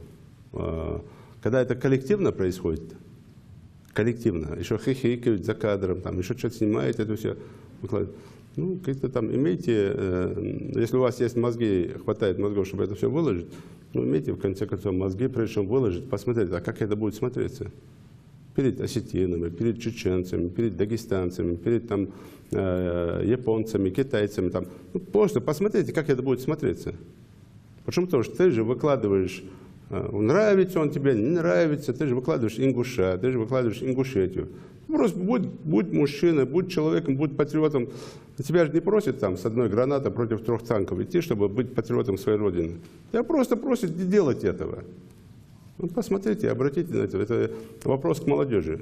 Ну и вот такие действия, ну, смешно. Я прошу меня скинуть на телефон, я хочу еще раз посмотреть, не более того. Но я на это не обижаюсь. Но опять же прошу тех, кто это делает, все-таки посмотреть, соизмерять все действия. Да, его сейчас можно найти, это несложно найти. Вот его приведешь там, обычно это там люди, которые в жизни добились только одного. Родились не по своей воле, школу закончили тоже не по своей воле, все за счет родителей все сделано, и телефон в том числе не сами заработали, на котором они это делают.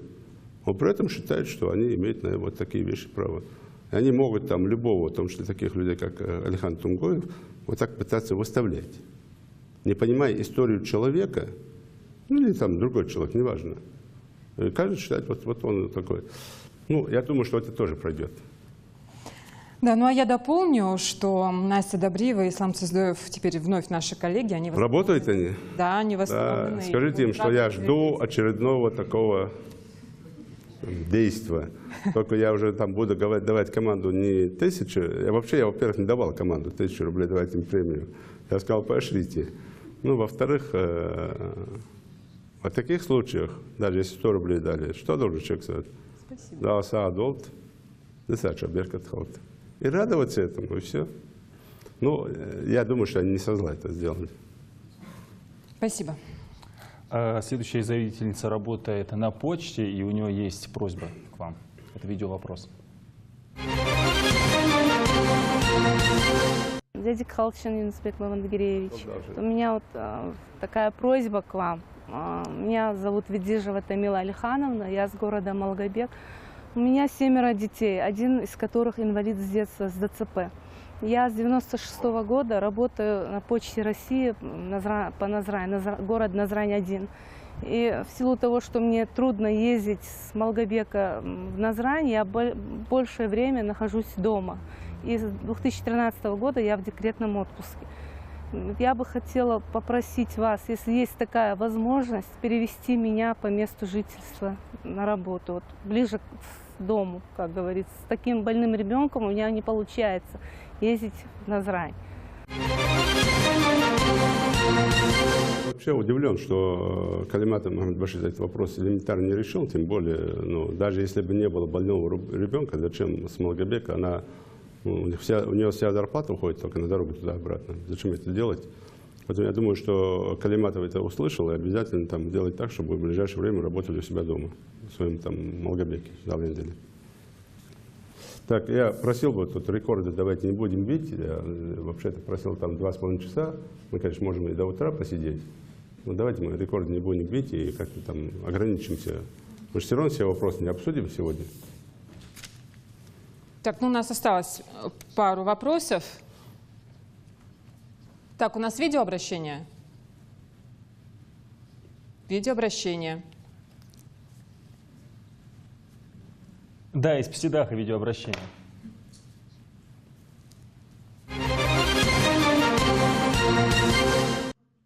Сергей Калчин, уважаемый Юнусбек Бамадгиреевич, меня зовут Григорий Джамбулат, я проживаю в селе Недолаково. Я знаю, что вы по профессии военный, и что у вас много наград и орденов за заслуги. И также я знаю, что вы по званию генерал-майор. Скажите, как вам все это удалось совместить? Потому что я тоже хочу быть военным. Баркал. С Далаковой? Да. С Далаковой. Ну, как удалось, ну, даже не скажу, как это удалось. Учился, работал, служил добросовестно. И, ну, знаете, если честно сказать, я для молодежи нашей скажу, я вот лично я понимал, кто у меня за спиной. У нас большая семья была. И я понимал, как наш отец Далгаштол Бенчан, да, как они старались все нам дать. Наши родители никогда, вот я не помню, я помню один раз там брат со школы принес, там вот тогда тоже было там многодетным семьям, давали там ботинки или что-то такое. Принес, и отец отправил это все обратно. Был Дукад из Ржбе, отправил обратно. Хотя на семье было там 7 братьев, 6 сестер. Большая семья была. Никогда отец, вот, и я это понимал, я вырос и понимал, когда ушел в армию служить, я понимал, что ну, насколько тяжело отцу, родителям вот это все вот поднимать. И просто вот в голову себе вложил, что я кем-то должен стать в этой жизни, чтобы помочь родителям. И когда я поступил в военное училище, закончил училище, я всегда только об этом думал. Да, вот, как помочь родителям, как сделать и родителям, и родным, близким, как помочь так, чтобы было легче. Почему? Потому что мне это уже было легче. Ну, я не говорю там про какие-то там сложности службы, но тем не менее мне было легче в плане там, ну, и каких-то вещей. И я молодежи тоже говорю, никогда не забывайте, кто у вас за спиной. Мне неприятно, когда и очень жалко родителей, которые сегодня едут в армию, или там по месту службы сына, который поехал в армию служить, где-то попался в дисбат там, или там уголовное дело, и они туда едут, этого оболтуса там что-то выручать, занимают у кого-то деньги, туда выезжают. Почему он не понимает, что по дому, какая ситуация дома-то? Почему он добровольно поехал в армию и не хочет элементарные вещи выполнять? Или когда ребенок поступает в высшее учебное заведение и не учится, хотя там с большим трудом родители это делают. Мне кажется, что вот это такая неблагодарность к своим родителям. Я же не говорю про родину, там, про республику, про предки. Просто к своему папе и маме элементарно неблагодарность. Непонимание, в какой сложной ситуации они находятся и как он их поставляет, этот ребенок. И насколько родители, я многих отцов слушал, сколько у них там в глазах там, вот этой тоски, вот этой обиды, что взрослый сын его так сильно подвел. На ровном месте подставил. И, конечно, я всегда об этом думал. Мне кажется, что вот благодаря тому, что я всегда думал о своих родителях, о той сложной ситуации и пониманием того, что если я что-то не такое сделаю, как это будет обидно моему отцу, вот это меня вот подвигало всегда работать на час, на два, на три больше, чем другие работают. И стараться все-таки, и таких, как я не один, их нас много. Посмотрите, если брать там чисто военных, Сулумбек Асканов, Далгеш Лоцин, ну даже нашего там первого президента Руслана Ауша возьмите. Возьмите сегодня Султыгов Руслан, уже генерал-лейтенант. А я его помню там и по Академии Генштаба, и по всем делам. То же самое, день и ночь работал. И мы как-то с ним общаясь тоже, он тоже говорил, я даже не представляю, как я... Ему это еще сложнее, потому что папа генерал-лейтенант. Он говорит, я даже не представляю, как я перед отцом стану, если я где-то что-то у меня не получится. Тот же Зейтов Руслан, только что был здесь, в Академии Генштаба, учится генерал-майор. То есть вы просто постарайтесь это понять. Это не просто там дежурные слова. Да, ты можешь быть военным. Ты можешь там, например, учиться где-то там в Саудовской Аравии или в Египте. Я знаю, там ребята учатся, поехали учиться исламскому образованию. Но если ты поехал учиться, учись, а не притворяйся, что учишься. Я знаю, там многие там учатся в регионах России, там, в различных вузах. Вы постарайтесь все-таки не праздно проводить время, а то как не посмотришь, какой-то митинг, они там, какое-то мероприятие, они там, какой-то кипиш, они там. И пытаются потом мне доказать, что они получают какое-то образование. Нет, никогда этого не получится. Потому что система образования очень сложная. Поэтому постарайтесь это все делать. И вот мальчику говорю, на его примере, другим мальчикам. Если вы хотите... Я, например, со школой военным не готовился быть. Хотя жил рядом с полигонами. Там, ну, казалось бы, там уже там, вкусил это все, военную службу, жизнь. Там, с солдатами общались, там, всегда там ходили. Но я в армии для себя решил, окончательно принял решение, что я пойду в военное училище. Поэтому, а сегодня, если потому что этот ребенок себе представляет, что он пойдет в армию, он должен понимать, к чему он должен быть готов.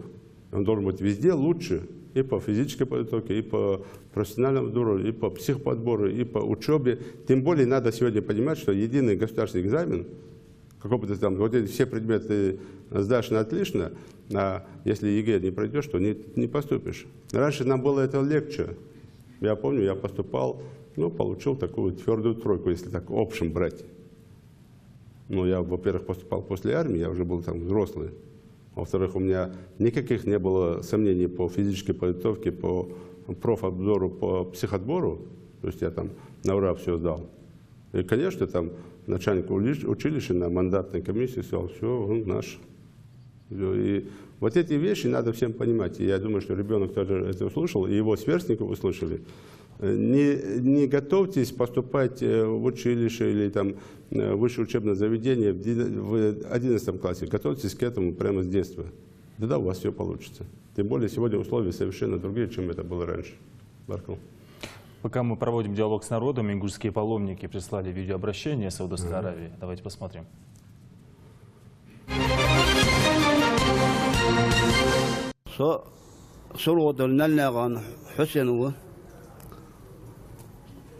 Oxer avien hat oxer sein bagen cho al wasadion khozo khant o حال بينشا خصو لسات أزبادش دين أبوس أتس خوش دعانا تحشت شخواش تش أشتوي حال بين اللي لابون مثلا ويمك بوشارجة صار مشكك دو أدوان حال فخن تخات سو بياش هنز أو بينش نيرا سوكت شبتش خنداس طول حال وجرا قترا دارا هار ديال دل شو شقق مول ديش كيش نخ شو صاد وقت موتيجي دليل ناس موليتي الحمد لله تخوز موت بير حتى حجة المؤور وحال إغاشر ياخذ بدي دبل ديس حنت أخ ديال بيموق بيخش مسجد المعاشل بيخش تقدو أجداد أمال دخاش بتشكي أجر كيرتي ده ويمك برتخل ويديش أجنا غاي برتخل ويني برتخل ده شيء что один хадис. Салам алейкум, меня зовут Рустем, я из Адыгеи.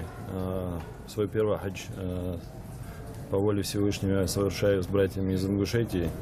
Хочу поблагодарить организаторов за хорошую организацию поездки, поблагодарить за теплый прием всех братьев и пожелать всем, чтобы Всевышний принял ваш хадж и услышал ваши дуа и воздал вам многократно за ваши благие дела.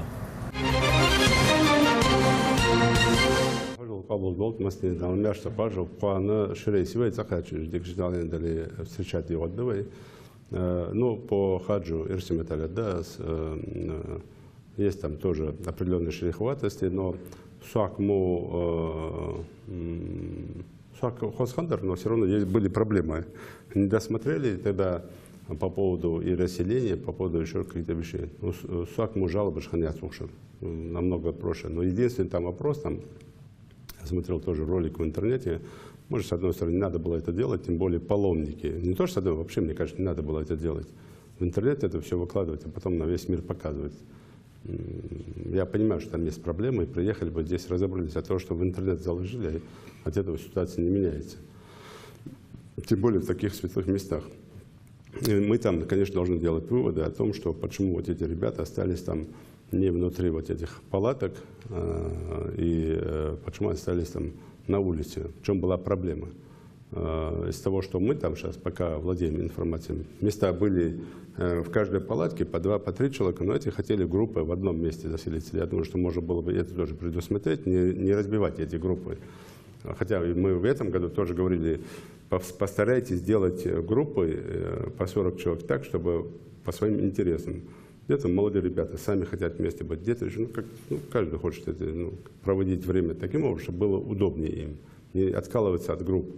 И почему-то мы не сделали это. Я думаю, что в следующий хадж обязательно это тоже учтем и все выправим. А так и организаторам спасибо, и всем, кто работал, спасибо. И особенно хочу сказать там руководству Королевства Саудовской Аравии, которое каждый год, с каждым годом создает все условия, просто комнатные условия для того, чтобы наши паломники, не только наши, вообще все паломники мира чувствовали себя удобно и во всех местах, паломнических местах, которые там есть в Саудовской Аравии.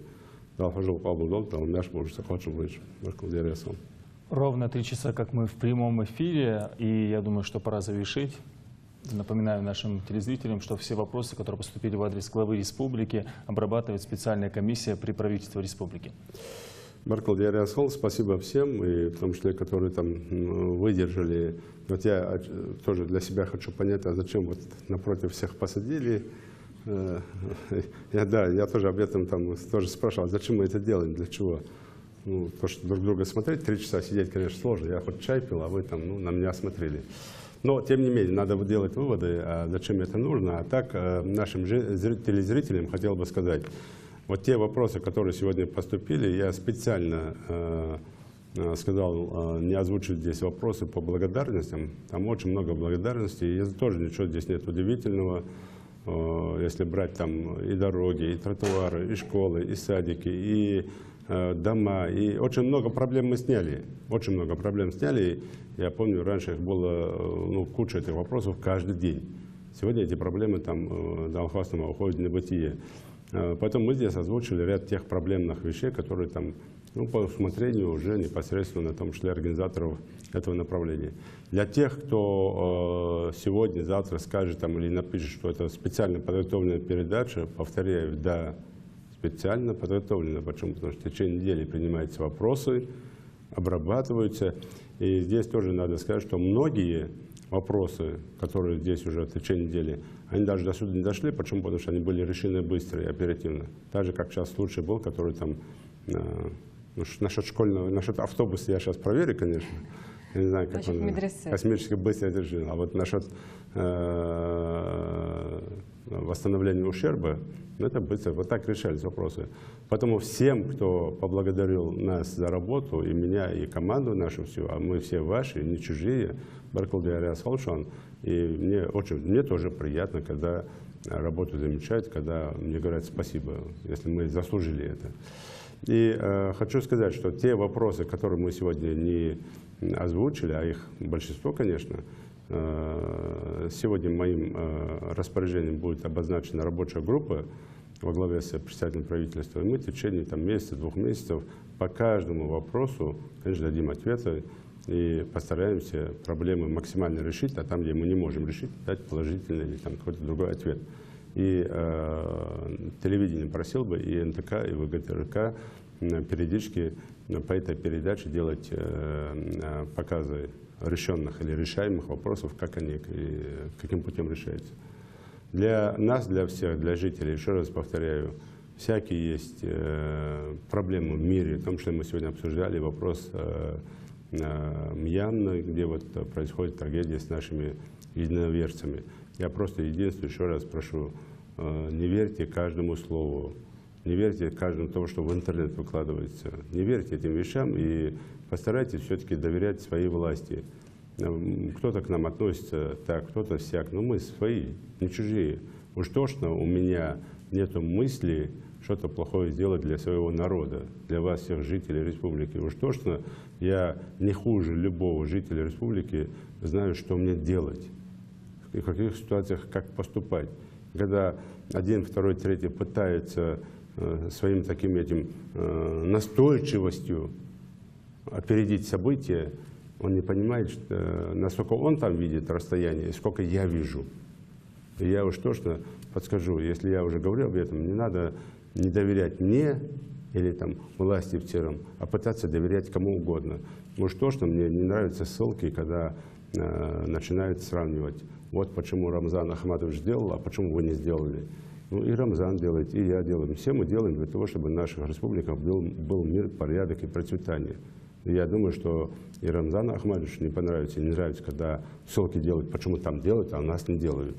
Уважайте и своих руководителей, уважайте, цените то, что мы делаем сегодня. Еще одна тема, связанная с нашей молодежью. Я прошу еще раз правильно это всех понимать.